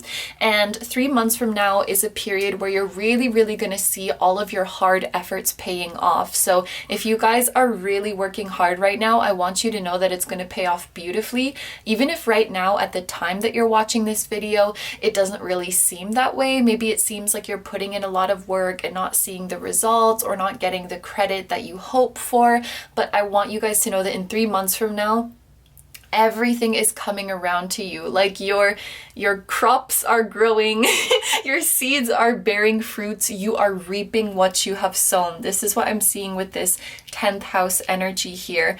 Also, if any of you guys are doing something online, something related to like a social media platform or an internet personality or something like that, I could totally see your platform growing because the 10th house is related to the midheaven. So this is the point in the sky that is the most visible. This is a place where a lot of eyes are on you. So you could be becoming well known online. Maybe some of you guys are like publishing or releasing or launching something, birthing something out into the world. Some of you guys might be performing or presenting something very important or pitching something very important in 3 months as well. But there's that idea of you being on stage or on a podium and many people can see you. Now here we have the sign of Leo. So I think this is talking about the great pride and confidence that you'll feel in yourself. I'm really, really happy today because every single reading so far has had some message about your confidence increasing and you becoming really proud of yourself and really sure of yourself. So maybe that's like a collective thing that is going on, but it's just so reassuring and it makes me so happy to see all of us are growing and becoming more confident in ourselves. And I think that's totally what this Leo energy is talking about. You guys feeling on top of the world, feeling like you are truly shining, feeling like you are truly reaching your full potential. And just feeling really, really proud. Not only you are proud of yourself, but the people in your life are really, really proud of you too. And I know that like other people's opinions aren't everything, but it definitely is something to know that your hard work is showing and that, you know, people can see your progress. I think it is really nice to get that like external validation sometimes, and to know like you're doing something right and you're being seen and your efforts are being appreciated. So it's this feeling of accomplishment, I think, that you guys are really experiencing in 3 months from now. And like I said, a changed career or like a higher position and a really good reputation.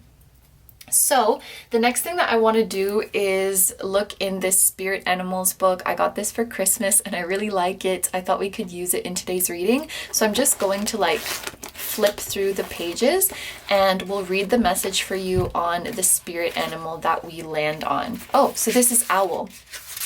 There's a lot of different kinds of owls, so I think I'll just read this main part. Meditate in silence and in darkness for a few minutes each evening for the next few days and see what is revealed to you. Be alert to any deception on the part of others, whether they're aware of it or not, and look closely behind any guises that they may wear. This is a particularly ripe period to tap into the fount of intuitive wisdom that's available to you. Quietly observe your environment, watching and listening for signs and omens that will give you answers to any questions you may have. Now is a particularly significant time for prophecy, and you will see, hear, or feel events before they actually happen. Your most creative cycle now is the night, so set aside time in the evening to work on any projects. Wow. So there's different kinds of owls and they get into them. I don't think I'll read all of the different kinds, but I will, you know, put the pages up to the camera. And if you guys want to pause the video and read them, feel free to do so. Like if there's a specific owl that is significant to you. So there's barn owl here. And then there's a barred owl, great horned owl, screech owl, short-eared owl. And then is there another one? Yes, snowy owl. Okay, so Spirit is talking to you guys. That's my biggest takeaway from this passage. Spirit is talking to you, and will you be there to listen? This page is saying that you guys will feel most tapped in and you will receive the most psychic insights when you are calm, when you are rested, at nighttime, whether that is meditation before you sleep or in your dreams while you sleep. Pay special attention to prophetic dreams because, like this passage said, you guys will feel things before they happen. You will know things before they happen. I also think it's interesting that this card talked about the deception of others, whether they are aware of it or not, because I feel like this is something I often talk about on my channel. Like when we say someone's being deceptive, it's not necessarily malicious and it's not necessarily intentional either, but you guys might find that there are some gaps or discrepancy.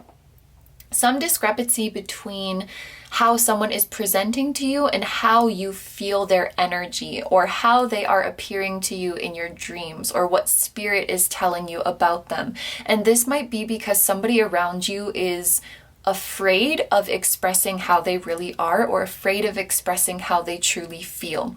There's this vibe of someone just giving you the surface level, but with your intuition and with your psychic abilities, you're able to see deeper. You're able to see what is really going on with them. And I feel like this is a particular time in your life where the energies are favoring not to just take things at face value, or not to just take what is right in front of you, and to use your third eye and look beyond the veil and see how you really feel about things, because words can lie and appearances can lie, but energy cannot lie. And you're definitely very, very sensitive to the energies right now, energies of people around you or of your environment. So it's really cool. Like the owl is such a strong symbol of this deep knowing, this deep wisdom. Okay, so let's get into the tarot now. So we are going to take a look now at more specific areas of your life in 3 months from now.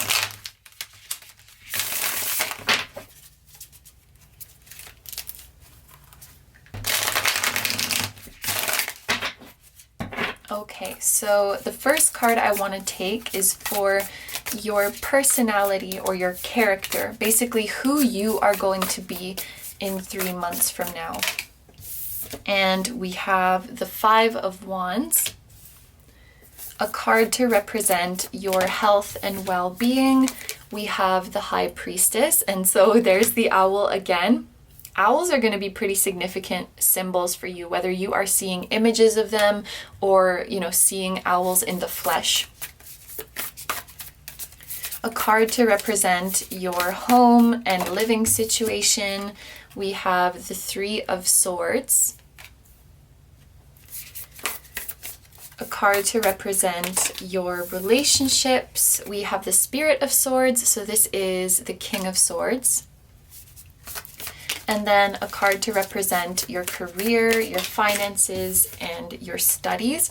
We have the Five of Pentacles. So let's just go through these in order. For the card that is representing your overall energy, your personality, your mood, we have the Five of Wands. So you are going to be very busy, I think, in 3 months from now. And I think this has to do with your career really taking off.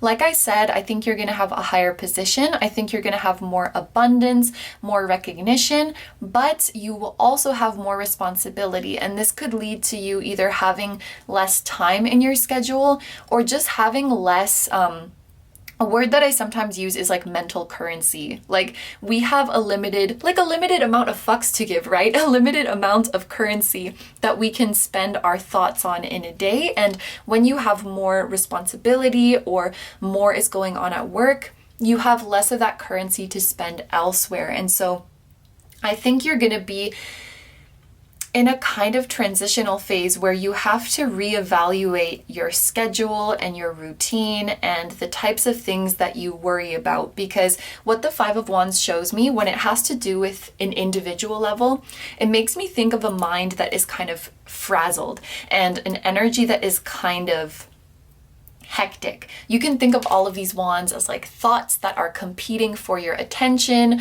or things that need to get done that are competing for your attention. And so it's going to be really important for you guys to really get your organizational skills on point. I would even recommend like decluttering your home and, you know, getting all of your, getting all of your ducks in a row, getting all of your like to-do lists in one place, maybe reorganizing your desktop so it's very easy to look at.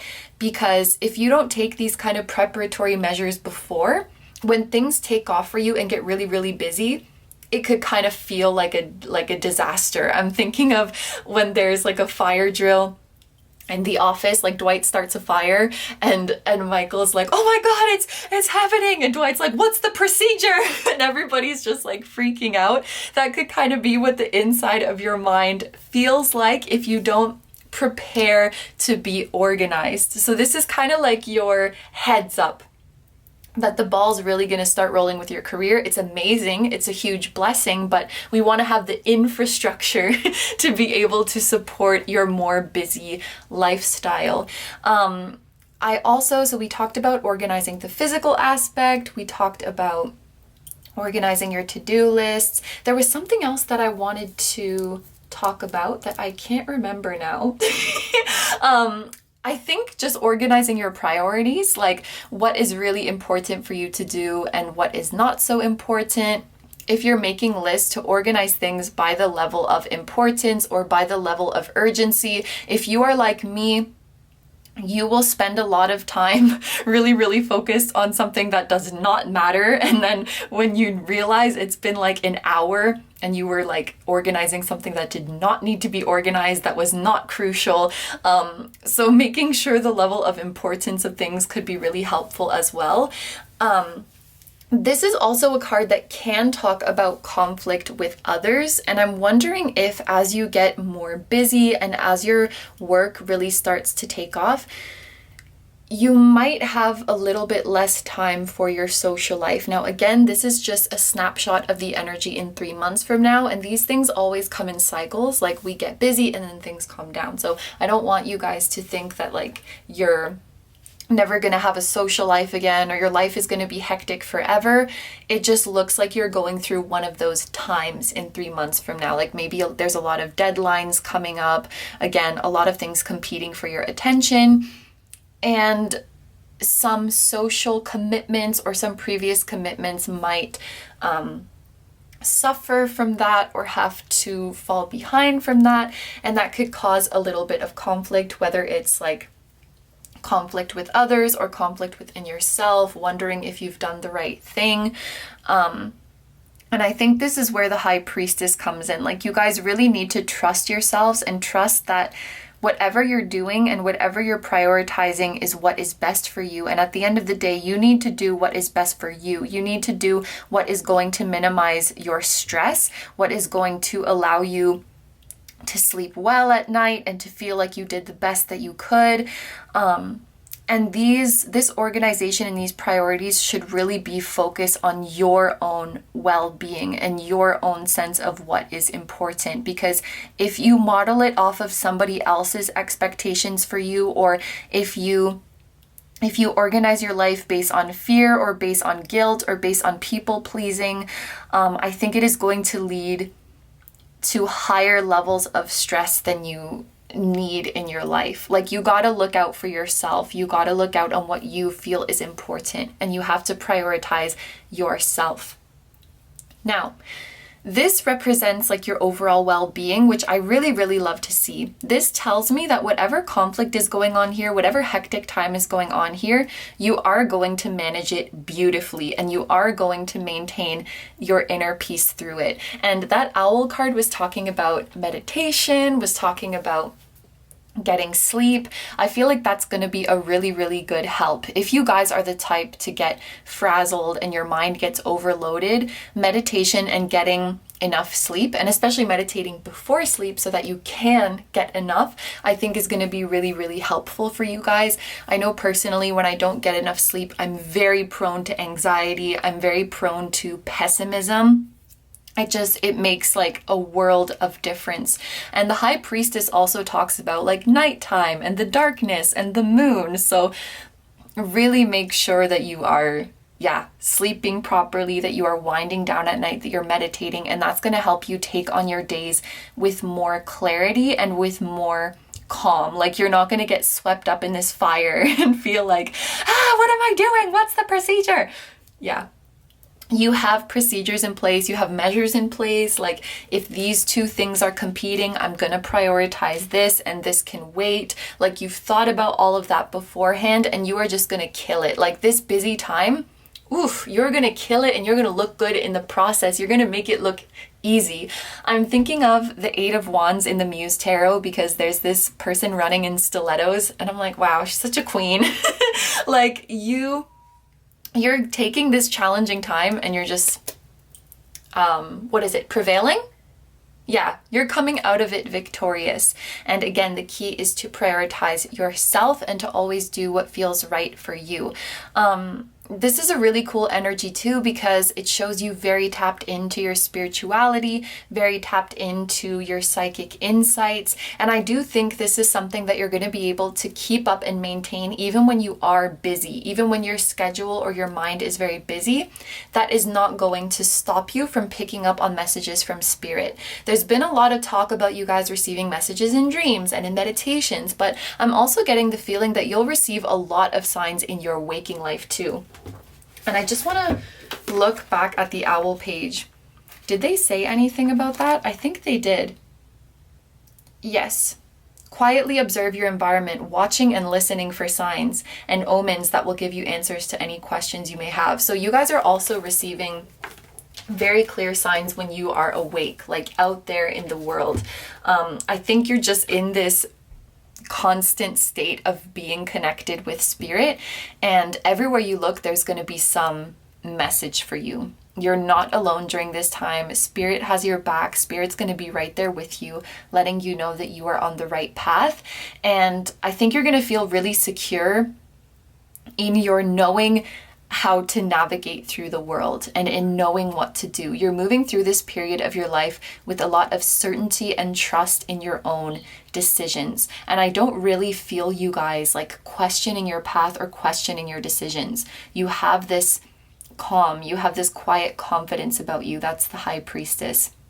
So even in the midst of this busy time, you're like, I know what to do.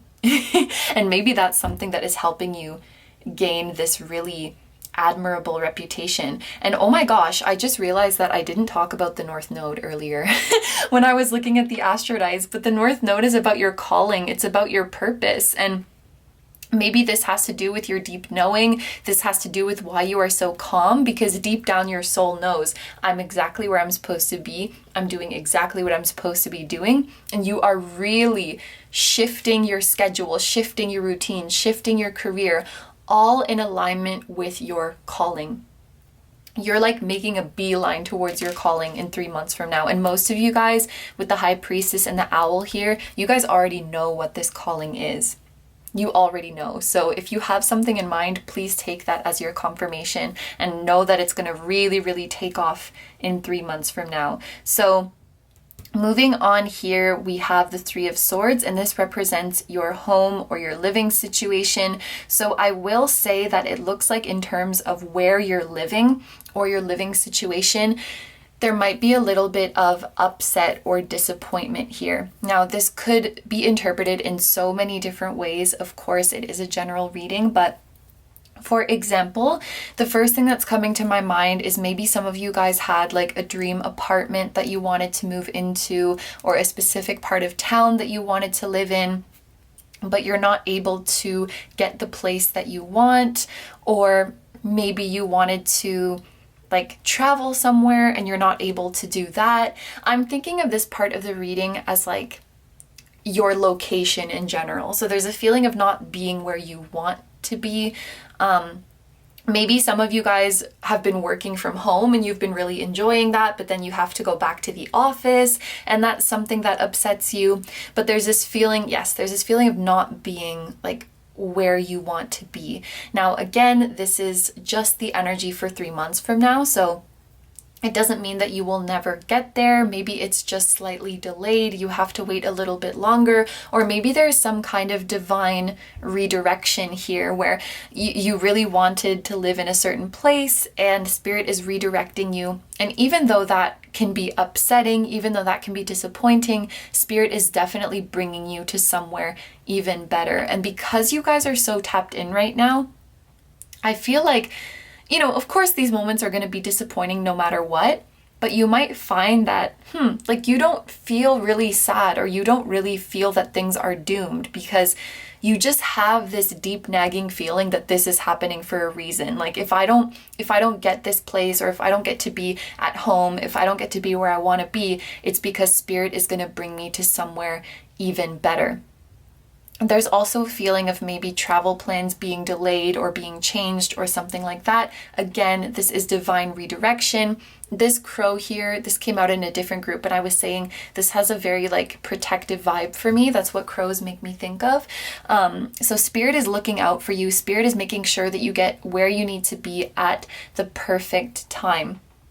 So yes, there may be slight disappointment, but I really do feel like something better is coming in terms of your location, in terms of where you live or where you are traveling to.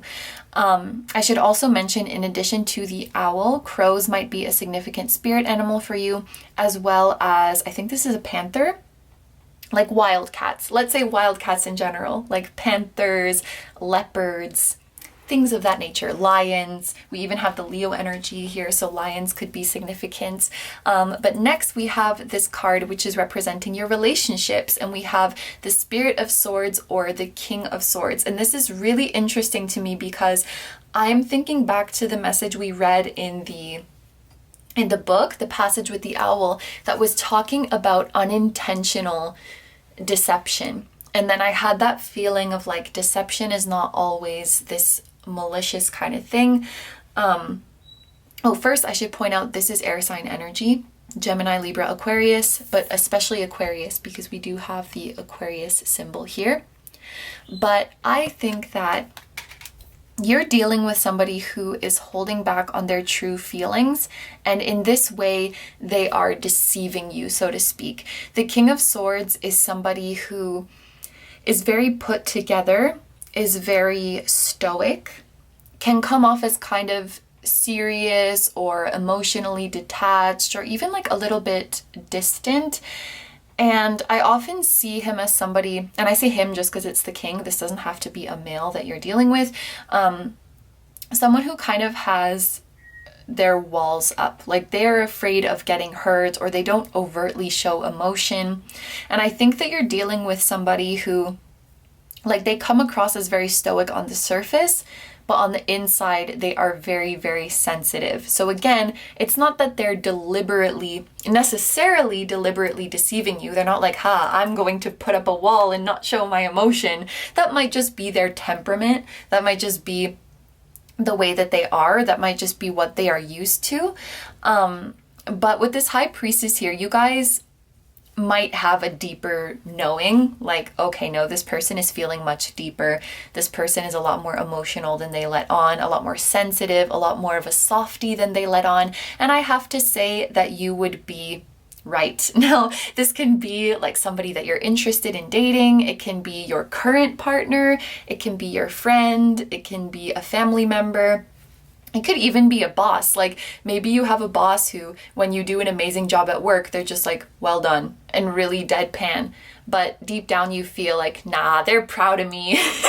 They must be so impressed. They must be so proud of me.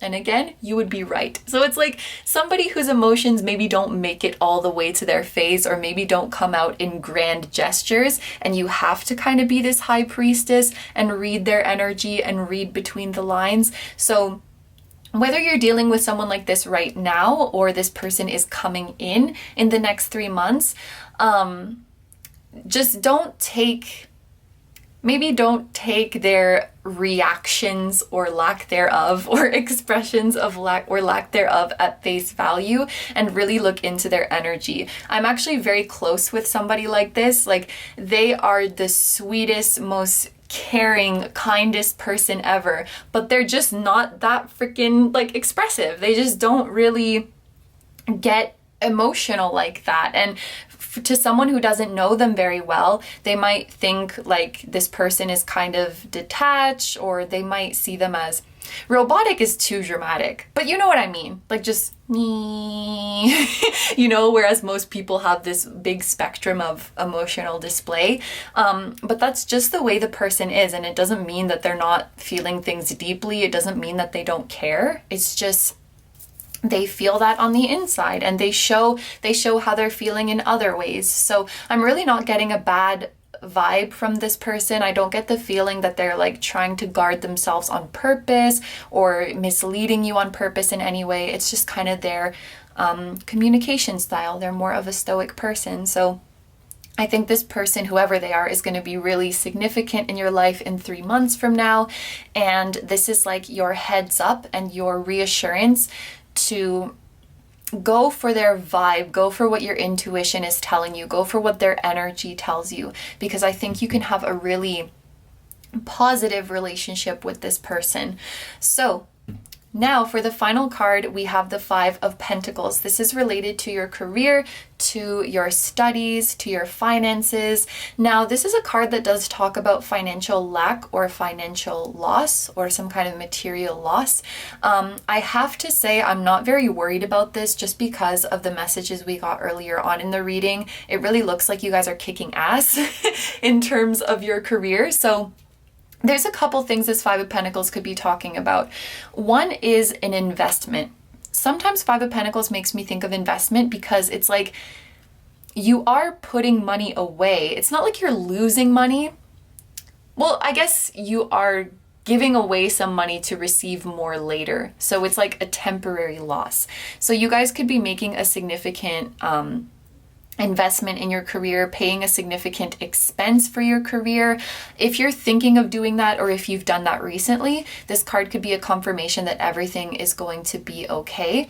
So, I don't talk about this that often, but when I do, I feel like I often give the example of a YouTuber. Like, if you want to start a YouTube channel, Maybe you're going to buy a camera and buy a tripod and buy editing software. So it's like you are technically losing money in the sense that you're spending, but it's going to help you make even more money in the future. So this is a time where your investments towards your career and your studies are really going to pay off. Maybe in 3 months from now, some kind of tuition is due or some kind of school fees are due, or maybe you're paying your income taxes and, you know, it's kind of hurting your bank account a little bit. There might be something like that. But I don't see this as you guys making a loss in your career. It's like a temporary expense or fee or something that needs to be paid. You might have to just be a little bit more careful about like you're spending money during this time. But this can also talk about, one of the interpretations I sometimes see with the Five of Pentacles is moving away from the pursuit of material things. Almost as if to say, if you go into your career just with the goal of making money, it's going to backfire. This is a time where you really need to focus on passion and focus on your service to others and focus on fulfillment, and that's where the money will follow. If you only focus on making money or only focus on material things, that's not going to be enough to sustain you. That's not going to be enough to make you want to keep going. And if you're like devoid of passion and creativity, you're just not going to be successful.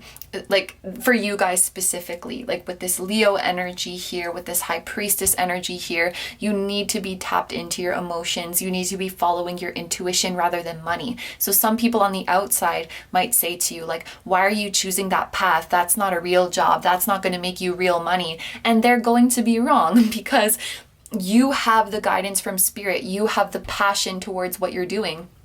And you're going to be freaking successful. I dare say more successful than you ever expected, and more successful than those who are purely driven by money. It's kind of ironic. Like the more you chase it and the more you focus on it, it's going to backfire.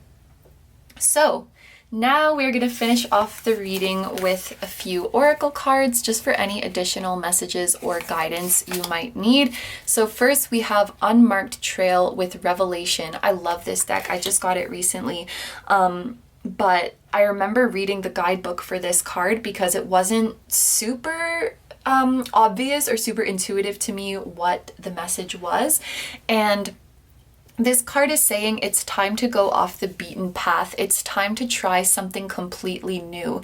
And the overall feeling of this card was like, if you keep doing the same thing over and over again, you're going to get the same results. If you don't change yourself first, you won't experience change out in your life. So this card is just calling you to try something completely new. And in fact, that might be one of your downloads that you receive. That might be one of your prophecies that you receive, is that your life is about to undergo a very dramatic change. I think you'll be covering some uncharted territory.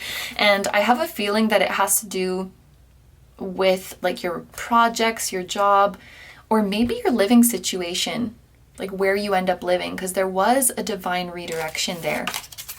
We also have Mercury with messages. So this is totally talking about you receiving messages from spirit.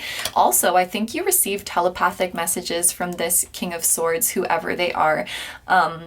This is giving me major air vibes, I guess because Mercury is related to the sign of Gemini, which is an air sign. Also related to Virgo though, so Virgo might be significant too. But yeah, something about this just made me think of telepathy. These intertwining snakes make me think of the Two of Cups, because, you know, this is on the Two of Cups card. And there's also a lion on the Two of Cups. And we said that lions might be significant for you guys. So this is giving me like soulmate connection energy, telepathic communication energy. That might be getting really strong for you in the next 3 months. Receiving messages from this person through dreams, receiving messages from them at night. You may also be in some kind of communications related field in your work. Where you are diffusing is not the right word. Distributing, broadcasting, you know what I mean. broadcasting and transmitting messages. So you might be into like writing or some kind of media, like social media or radio or even television or news outlets, journalism, something like that. Teaching, you guys get the picture. This card says, oh wow, this is totally reiterating what we talked about here. It says, ride the waves of change with a strong heart and calmness. Yeah, it's totally talking about this. The waves of change is the Five of Wands, like things getting busier, things changing in your schedule, like we talked about before. And the High Priestess is you moving through that with such grace and moving through it so calmly, because something deep in your soul is telling you that you're moving straight towards your calling, and when the dust settles, you're gonna be where you've always dreamed of being. I don't really think I have much additional to add to this interpretation, but maybe the message is coming through again because you guys just really need to hear that. Like, you really need that confirmation that this busy time is going to be okay. And then the final card that we have is Winter with Watchtower of the North with Winter. I should say it like that. So, I don't know when you guys are watching this reading, but wherever you are in the world, if the season of winter is coming up in the next 3-month window, then that season might be significant for you guys. But I'm also thinking of the spiritual meaning of the 4 seasons. Like, spring is when new things come to life, summer is when they're really flourishing, fall is when things start to calm down, and winter is when you're in a state of rest and recharging and replenishing to get ready for the next cycle. So keeping in mind that in 3 months from now, this is like spring. This is your spring where everything is like chaotically sprouting up from the ground. You have a lot of things going. Maybe you have a lot of messages coming into your inbox. You have a lot of things to deal with and a lot of things to organize. And it feels like right now you guys are in your winter. And winter can be a hard phase to be in, especially if we have it drilled in our heads that we always have to be productive. We always have to be creating value. We always have to be making progress. But winter is a season that invites us to just completely slow down and stop and rest. And it can just be hard to sit in that energy because sometimes you feel guilty. You feel like, should I really be resting right now? Do I really deserve this? Or maybe your body's resting, but your mind is racing. What this card is telling you is to enjoy the winter. You're in the winter right now, and allow yourself to enjoy it and fully bask in the stillness. Do not be frustrated or perturbed by the stillness, but embrace it and enjoy it, because pretty soon things are really going to pick up for you. And this winter time is so essential for you to rest and recharge and nourish yourself so that you can take on this Five of Wands that is coming in your metaphorical spring season, which is in 3 months from now. This time was allotted to you for rest, for stillness. This is how you charge up your energy. Sleep and rest is really important to keep this strong heart and calmness that this card talks about, to keep that mental clarity so that you can tackle the challenges. So, oh yeah, and also with North, maybe like this is, oh yeah, I was gonna say maybe it has to do with like your North Star, following your purpose, and then I remember we have the North Node here, and oh wait, the midheaven isn't North. It looks like it because it's at the top of the zodiac wheel, but it's not. Maybe some of you guys are moving north, like you're going somewhere northern to where you are. But yeah, I think these are all the messages I am seeing for you, so I'm going to end your reading here. Thank you very much for letting me do this reading for you. I hope you have a wonderful day or night whenever you're watching, and I wish you all the best. Please take good care of yourself, stay healthy. Don't forget to like, comment, and subscribe if you feel like doing that. I also have a Patreon, so if you guys are interested in seeing even more exclusive pick-a cards where you get to choose the topic, that will be linked down below too. I'm sending you guys lots of love, and I will see you in the next one. Bye-bye! Hi number fours, so if you guys chose the Magnesite, this is going to be your prediction for your life in 3 months from now. So I'm going to start this reading by rolling the Astro dice, and with these we are going to figure out in 3 months from now what area of your life will have gone through the most significant change and what these changes are. So for group number 4, we have the number 8 here. We have Venus, and we have the sign of Scorpio. So that's kind of interesting. The number 8 is related to the 8th house in astrology, and Scorpio is also related to the 8th house. So we have major Scorpio, major 8th house energy going on here. And because we have Venus paired with the 8th house as well, this is making me think of intimacy in your relationships, like some bonds are deepening, or someone's opening up to you, or you're opening up to somebody. You're getting comfortable with the idea of being vulnerable around others. I just looked up and saw 111 on the camera timer, so it's like there is some breakthrough in a relationship of yours, or you are going through a breakthrough in how you show up in relationships in general. There's like this feeling of taking off masks. There's this feeling of exposing yourself, exposing your true wishes, your true fears, your true dreams, your true insecurities, letting it all be seen and letting it all be accepted. That's like the true meaning of intimacy. So again, this could be with a specific significant relationship in your life, or you're just having an easier time or more comfortable with this kind of opening up in general, which is going to result in a beautiful deepening of the bonds that already exist in your life. But I think in 3 months from now, you're going to feel a lot more connected to the people around you, and you're also going to feel a lot more connected to your subconscious mind. You guys will have a really good idea.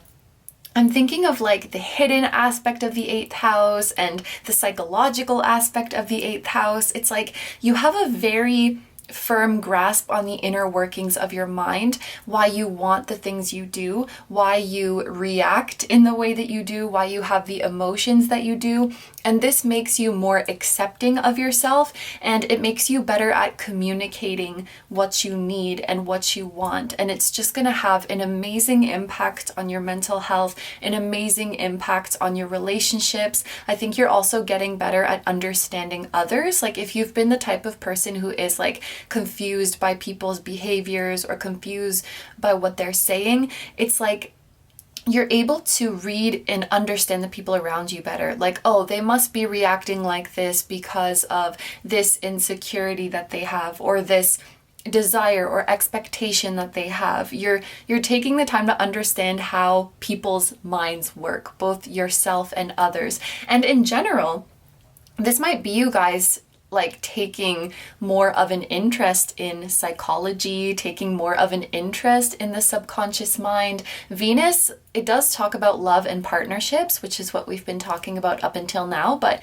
it can also talk about money and abundance and things of that nature. So maybe some of you guys will be making a living or pursuing some kind of career in psychology or in the occult or even in spirituality. Maybe this is here to let you guys know that some of you would be very gifted readers because you understand people very well. You pick up on energies very well, and you can give really meaningful knowledge and insight to people. So if you guys have been considering becoming a reader professionally, or if you're already doing that, I feel like this is a very positive sign that you're on the right path and that you're really doing an amazing job.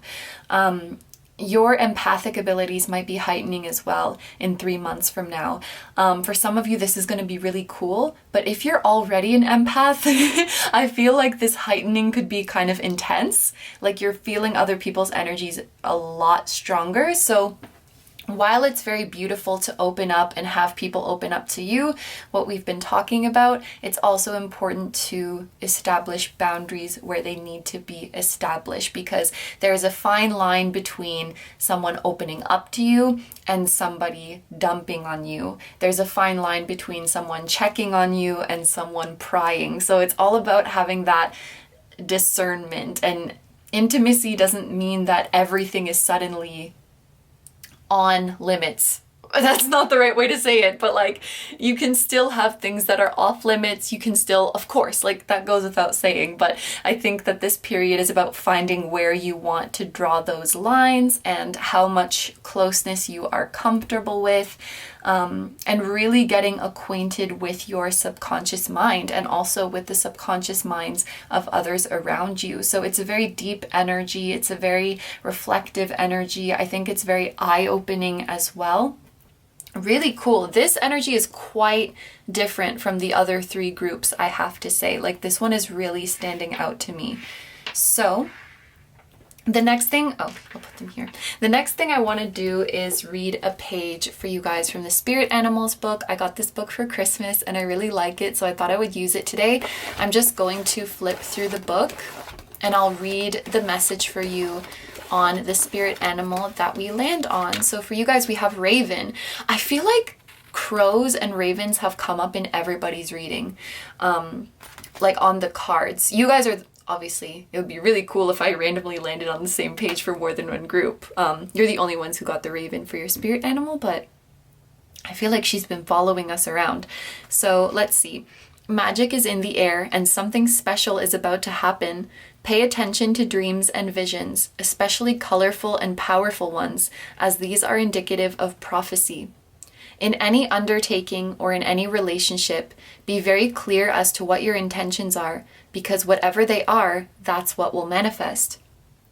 You're gradually shape-shifting to a more confident, powerful, and spiritually based you that will continue to emerge the more you let go of your old self. You'll observe an increasing number of synchronistic events over the next few days, so just notice these, appreciate them, and don't try to figure them out. Wow.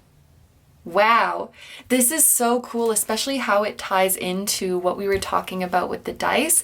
I'm going to keep in mind as we go through your reading that magic is in the air and something special is about to happen. There's this really exciting feeling of anticipation.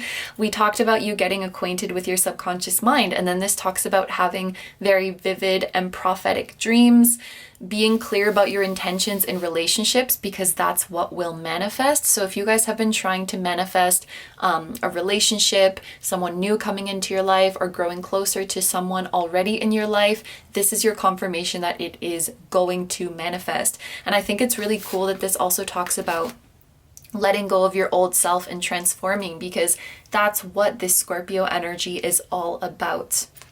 That's just so cool. It fits so well. So we are going to get into the tarot now and take a deep dive into specific areas of your life and what they will be like in 3 months from now.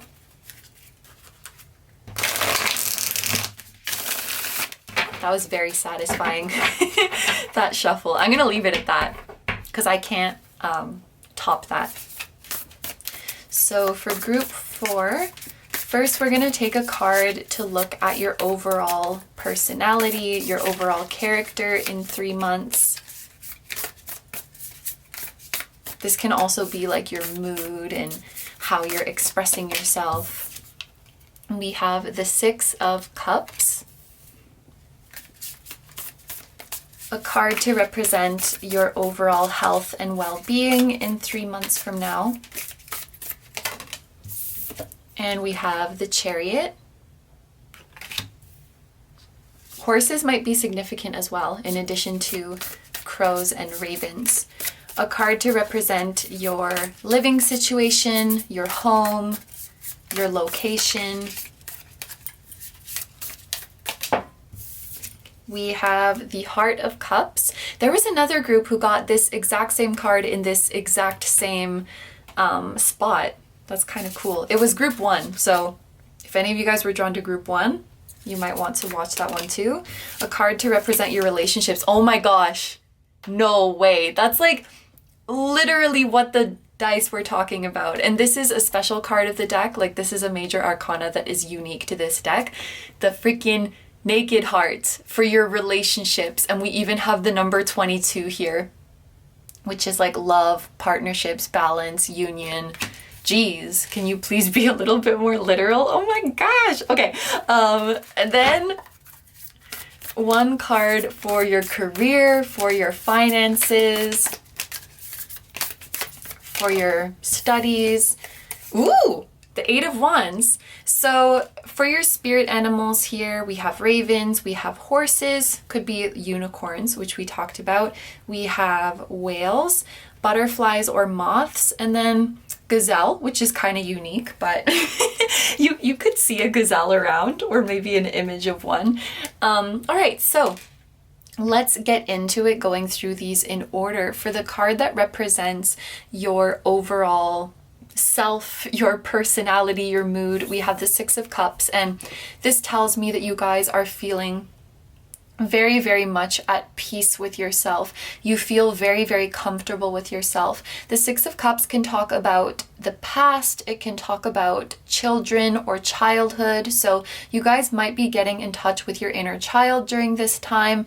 And as you delve into your subconscious mind, you might find that a lot of your desires and wishes, as well as a lot of your fears, insecurities, and baggage might be stemming from your childhood. So in the next 3 months, you might be resolving a lot of unresolved issues from your childhood, finding closure, you know, speaking to your inner child and letting them know that everything is going to be okay, and healing wounds that have been left unhealed. And this is going to bring an overwhelming sense of peace to you. My eyes are going to the waves on these cards, and I'm seeing it as like a wave of relief washing over you, or a wave of comfort washing over you.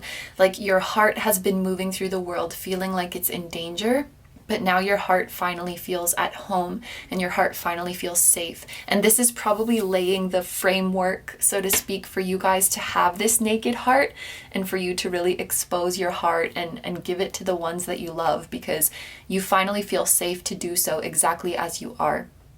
This did come up in a different reading. It was not in this spot. But in this reading in particular, I do feel called to speak about the fact that this is a unicorn, because very often unicorns make me think of like our weirdness, our uniqueness, what makes us different. And so maybe something has happened in your childhood, or like a series of events happened in your childhood, whether it was like bullying or punishment for your weirdness, for your uniqueness, where you started to feel like you had to suppress the parts of you that were deemed weird, unusual, unacceptable, so that you could fit in, so that you didn't rock the boat, so that you didn't make any waves. Maybe standing out or being outside of the box was discouraged for you when you were younger. And that has kind of stayed with you, such that you don't feel safe to show who you truly are, because you're worried that people are going to think that it's weird and be turned off by that and ultimately leave you behind. I kind of feel called to say that some of the parts of you that you have deemed as weird or crazy are not at all. Not that there's anything wrong with being weird. Being weird is wonderful, and we're all weird, but it's like you judge yourself too harshly. You know, it's kind of weird, but I feel this and this and this way. And if you were to open up like that, you would probably get a response like, what are you talking about? That's not weird. That's very normal. I feel like maybe you guys were around very judgmental people when you were younger, and their definition of weird was just like anything that they didn't agree with. So if you believed something that they didn't believe, it's automatically weird. If you feel something that they don't feel, it's automatically weird. And that's just a sign of a closed-minded person. That's just a sign of a person that lacks critical thinking, and who maybe even lacks empathy. Maybe I'm going a little bit far to say that, but someone's capacity to understand you has nothing to do with how acceptable or how normal you are. And you'll notice I'm using air quotes a lot, because it's just not relevant. It's not relevant. Even if you were the weirdest person in the world, you still deserve love, and you still deserve somebody to take the time and try to understand you. And these are all of the things I think that your inner child needs to hear. These are all of the things that you are being encouraged to tell them, or that you will tell them, or that maybe you're already in the process of telling them. And this is going to allow them to come out of their shell again. And this is going to allow you to open up to love again. I know I'm kind of skipping forward to the relationship part of the reading, but like we even spoke about at the very start, I just see you guys feeling so much more comfortable being yourself and so much more comfortable in relationships. Even though I do feel the energy of this group is kind of different from the others, what makes me really, really happy is that every group so far has had some message in one way or another about becoming more confident in who you are and becoming more comfortable with expressing who you truly are. And I love that for all of us. So it's like no matter what group you chose, you're getting that beautiful, empowering message. I'm really grateful to our guides for bringing that message for us today. But yes, this is inner peace, comfort. There's some kind of reconciliation and closure and relief that your inner child is going through, which is really, really nice. And I feel you guys are really opening up to love. Like you're opening up to the highest form of divine love, no matter, what type of relationship that comes in, whether it's romantic or platonic or both, you're ready for it. You're ready to receive it. And I think that at the time that you're watching this video, there's already people in your life who have just been waiting to pour their love and affection and understanding on you. And it's like you're finally ready to open your arms and receive that. And it's really, really beautiful. I also really like that these are similar, right? Because they're both horses or horse-like creatures. And I really like this transition from black and white to color. And that continues on to the rest of the cards. It's like you're seeing the world in color again. The world is fun and exciting again when you allow yourself to explore your quirks and your eccentricities and what you had banished to the shadows. You let that come up again. And it's like life is exciting again. Some of you guys, maybe this is just for a few of you listening, and I do feel like this is kind of a painful message, but it's like if you've been through a lot of pain in the past, you may have learned that like it's dangerous to feel things. So in the process of shutting yourself off from the pain, you maybe kind of shut yourself off from everything. It feels like some of you are coming out of a numbness, like a numbness that was put there to protect you, and you're open to feeling things again. Like your heart doesn't need armor anymore. So let's move on to the next card. We have the Chariot here, which is talking about your health and your well-being, and this is amazing. The word recovery is coming to my mind. So if any of you guys have been struggling with some kind of injury or sickness, or if you've just been feeling low energy, I feel like you are recovering from that. This is Cancer energy, and then there's actually a lot of water energy here. We had Scorpio here, Cancer energy here. This is also Cancer energy or water energy in general, and then we have water here with the Six of Cups too. So I think for you guys, a lot of what you experience physically has to do with some kind of emotional or spiritual baggage. Like spiritual baggage could manifest as some pain, some aches and pains in your body. It could manifest as some irritation or inflammation. It could manifest as fatigue or, cloudiness of the mind, these kinds of things. It really feels like what you go through emotionally. I mean, it affects all of us physically, but that might be kind of heightened in you guys, especially if you're very sensitive to energies.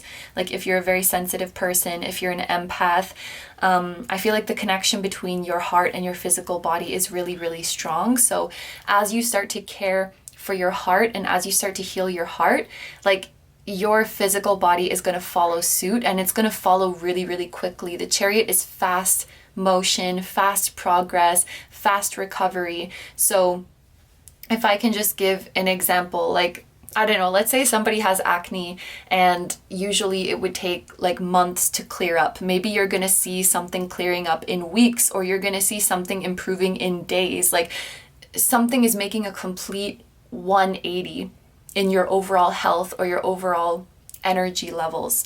The Chariot, if I think of the literal meaning, like the horses are running quickly, some of you guys might get into running or jogging or walking as a way to clear your mind, as a way to refresh yourself. I personally really like walking and jogging as a way to, it's almost like meditative because you're completely in the moment and focusing on the movements of your body, that you can't really be thinking about stuff and worrying about stuff. That's something that I really like personally. Some of you could get into like weightlifting or strength training as well if cardio is not your thing, because I'm thinking of how the horses pull the chariot. Like they have to be strong, they have to be muscly. Even gazelles run really fast. So yeah, some of you guys might get into running, but anyway, I see from the chariot getting into some form of physical exercise.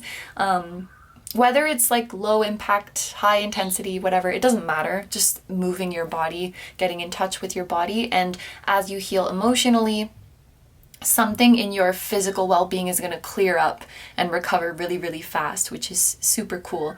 All right, so let's move on now to your living situation, your home situation, your location. We have the Heart of Cups here. This is the Queen of Cups in traditional tarot. And I think it's so cool that Group 1 got this card as well in the exact same place. And I am kind of seeing it as having the same meaning. This is just talking about a peaceful home life. The Heart of Cups or the Queen of Cups, it can be talking about you, or it can be talking about someone you're living with. If you guys live with somebody else, or if you're planning to move in with somebody else, I feel like this person or people is going to have a very calming influence on you.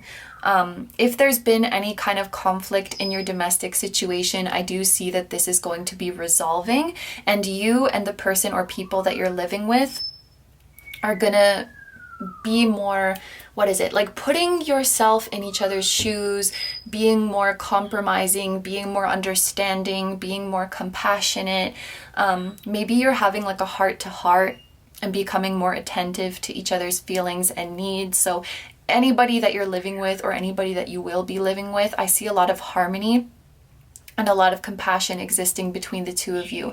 And I said this for Group 1 as well, but this is a nurturing and mothering kind of energy. So some of you guys, if you don't already, you might be welcoming a child into your home or welcoming a companion animal into your home. And this could even be smaller things like plants, taking care of plants, nurturing them. There's this idea of you nurturing another living being, nurturing life in some way.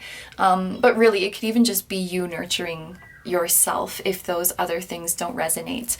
And there's also a very spiritual energy to the Queen of Cups. So you guys might be bringing things into your home, like adding or incorporating things into your home that get you in a more serene and spiritual state. So some of the examples I use for Group 1, I think I will borrow them here too, but like, for example, lighting incense or having an altar or having a special room to meditate in, maybe hanging up like a spiritual tapestry. I really like those tapestries of the zodiac wheel. I think I might like get one for myself, or, you know, some kind of art of a spirit or of a deity that you really respect or that you work with. Just adding more elements that represent your spirituality into your home, I think could be very calming and soothing for you. So now we are going to move over to the Naked Heart, which we have kind of talked about before. We spoke about it here, we spoke about it with the dice, because this is like the biggest recurring theme for you guys in your reading, is that you are getting closer to the ones that you love. You're becoming more open to receiving love. You're becoming more comfortable and more happy in intimacy. There is a beautiful, beautiful love waiting for you here. Again, the more I get into this energy, the more I feel that it's all encompassing. So it's not necessarily talking about one specific person, but like your relationships with your friends, with your family, with your partner if you have one, with your person of interest if you have one. But I will say, if you are trying to manifest someone into your life, this is an amazing, amazing energy for that. Like your heart is ready for it. Your heart is ready to receive and to give as well. And I'm thinking of the message that we saw with the raven. I'm just gonna bring it up again. There was something about manifesting a relationship. Yes, in any undertaking or in any relationship, be very clear as to what your intentions are, because whatever they are, that's what will manifest. And I feel like with this Naked Heart, you're reaching a point where your intentions of what you want for yourself are so pure and so clear, and they're so based in a deep love for yourself. Like what you're trying to manifest is genuinely what is best for you. It's genuinely what your higher self, what your spiritual team, what the universe also want for you. Like you really want the best for yourself, and that's what you're going to get. I think a lot of you guys are manifesting like really, really divine love. And whichever love you want, whether you want romantic love, whether you want friendship, whether you want a closer relationship with your family, whether you want a relationship with your children or to have children, whatever it might be, like that's what you're going to manifest. That's what you're going to get. The number 22 says you are in alignment with all of the partnerships that you want. So finally, over here, with your career, your studies, your finances, we have the 8 of Wands. This is a card that means delays are over and things are picking up. So those of you who have been feeling stagnant or unmotivated in your career or studies, things are really starting to speed up for you. This could be a period where you're quite busy, but I think it's a welcome kind of busy, because you're busy with things that you actually want to do. You're busy with things that actually fulfill you. I think some of you guys have been wanting to be more busy. For example, like you've been looking for jobs for a long time and can't find anything, or you've been trying to get your business to gain more traction, but things aren't really moving. For a lot of you guys, I feel like you want to be busy. You want this action. You want all of these many things happening at once, because it's something that you're craving after this period of stagnation. Like, let's go.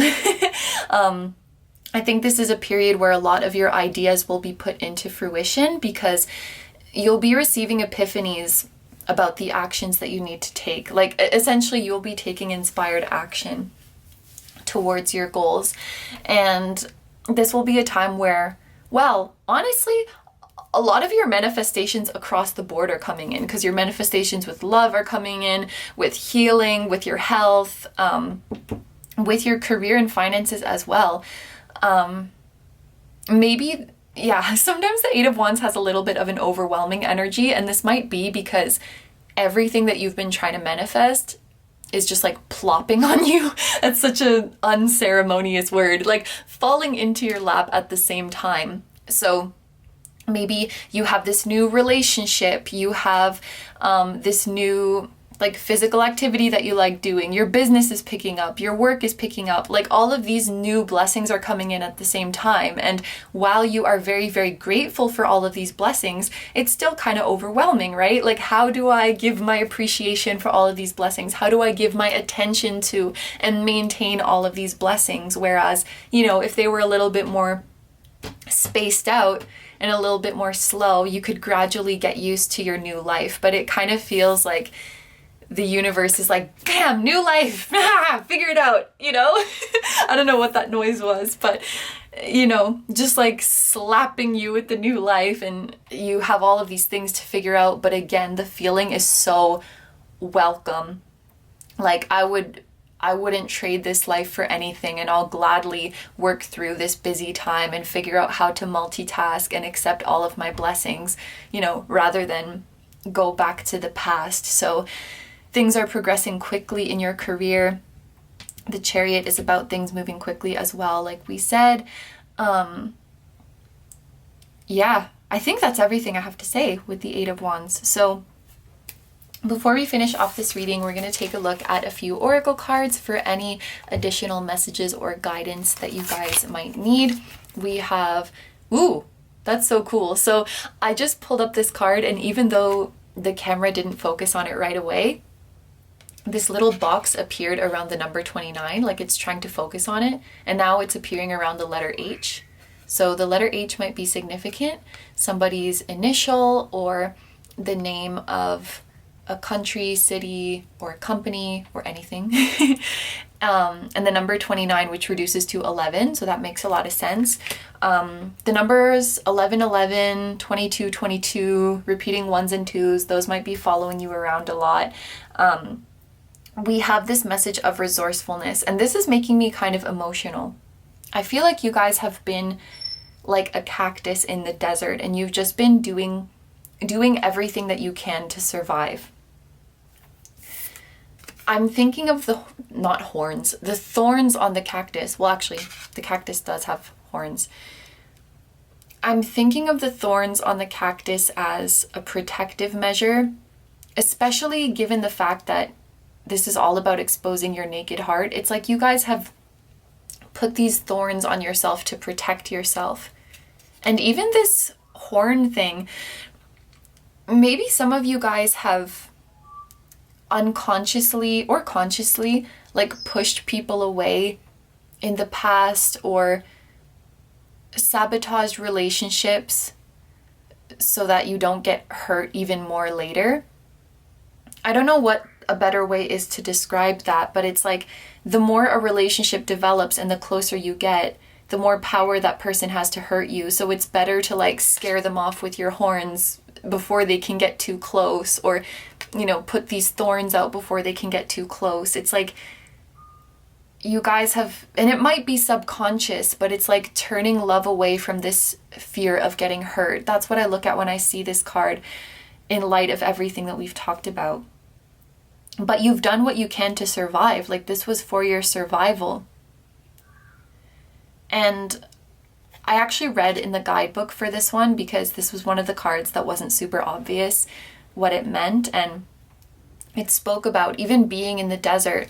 The cactus has a very deep system of roots to get water from where it needs. And I feel like you guys are coming from a past of having to go to such great lengths, like just to survive, just to get your needs met. And with the number 11 here, I feel like a new beginning is coming for you guys where you can shed these thorns and you can drink from an oasis. Like, you don't have to walk through the desert to get the water that you need. You don't have to go to so much lengths to get what you need. Like, you're ready to receive. We also have Vesta with, I think this is pronounced Hearth or Hearth, I'm not sure. But this Vesta card, this is about the fire that is within you. And this fire is able to nurture and warm up others, but it's important that you don't, it's, the message of this card is like, don't set yourself on fire to keep other people warm.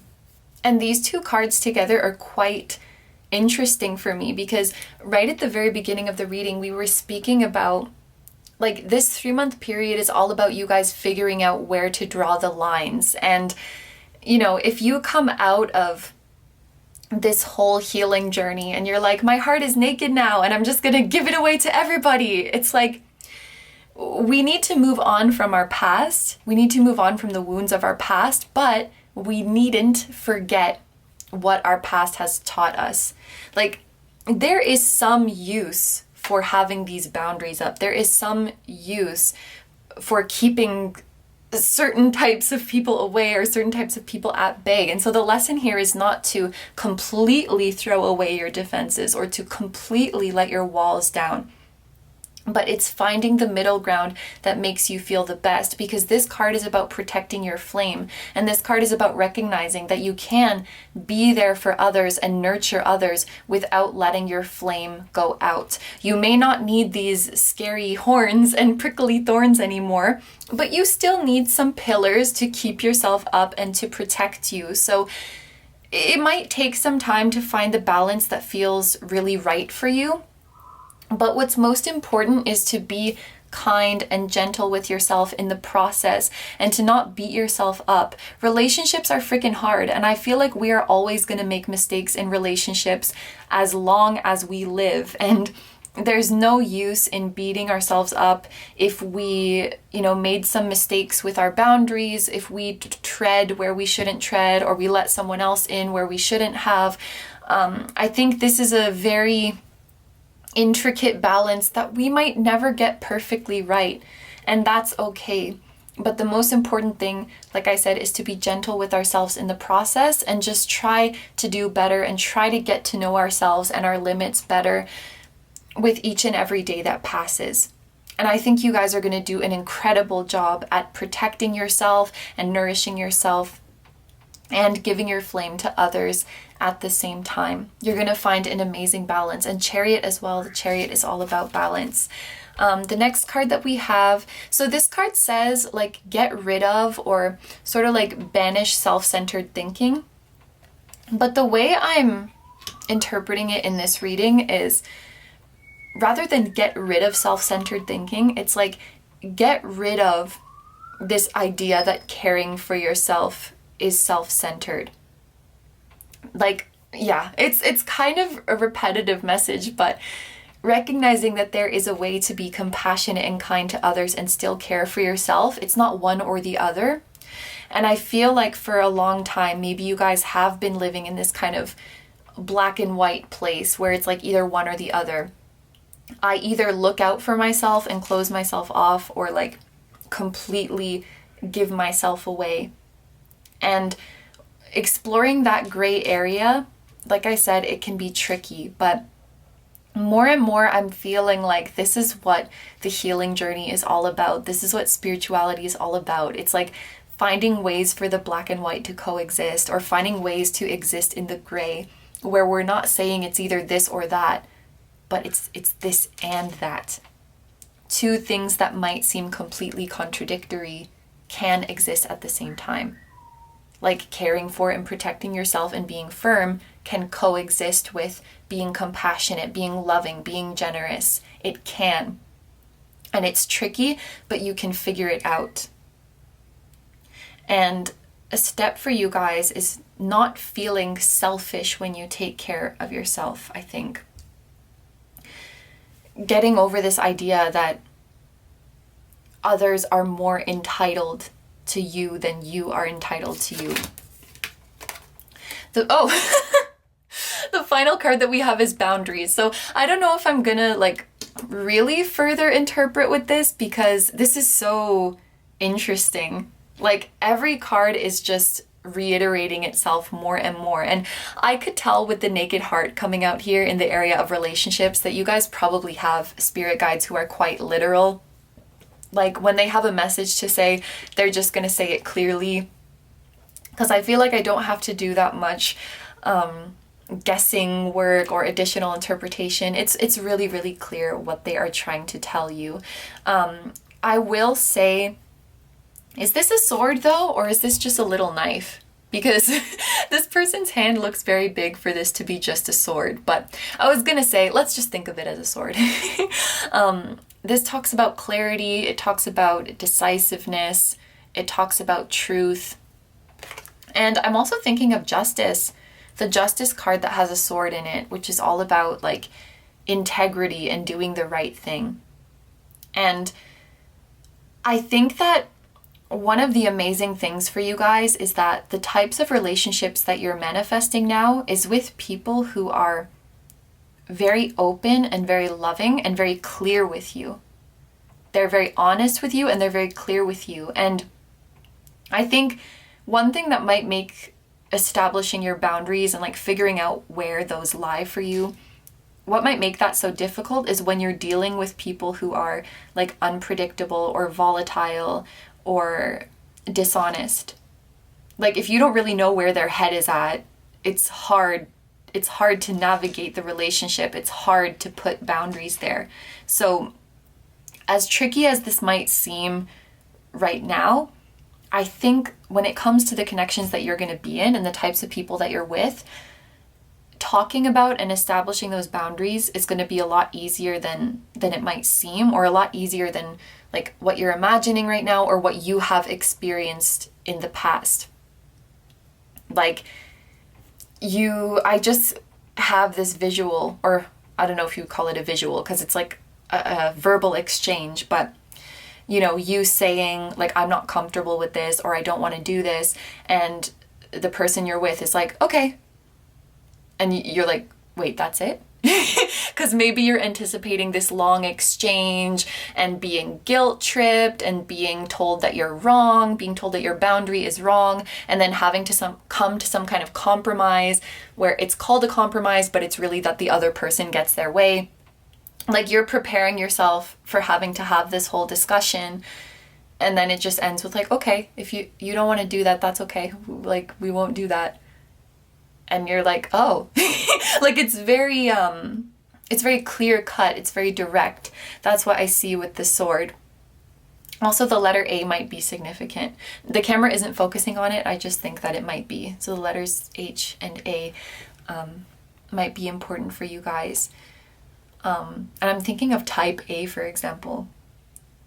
I mean, I'm thinking of type A for some reason. For example, like type A blood or type A personality is coming to me.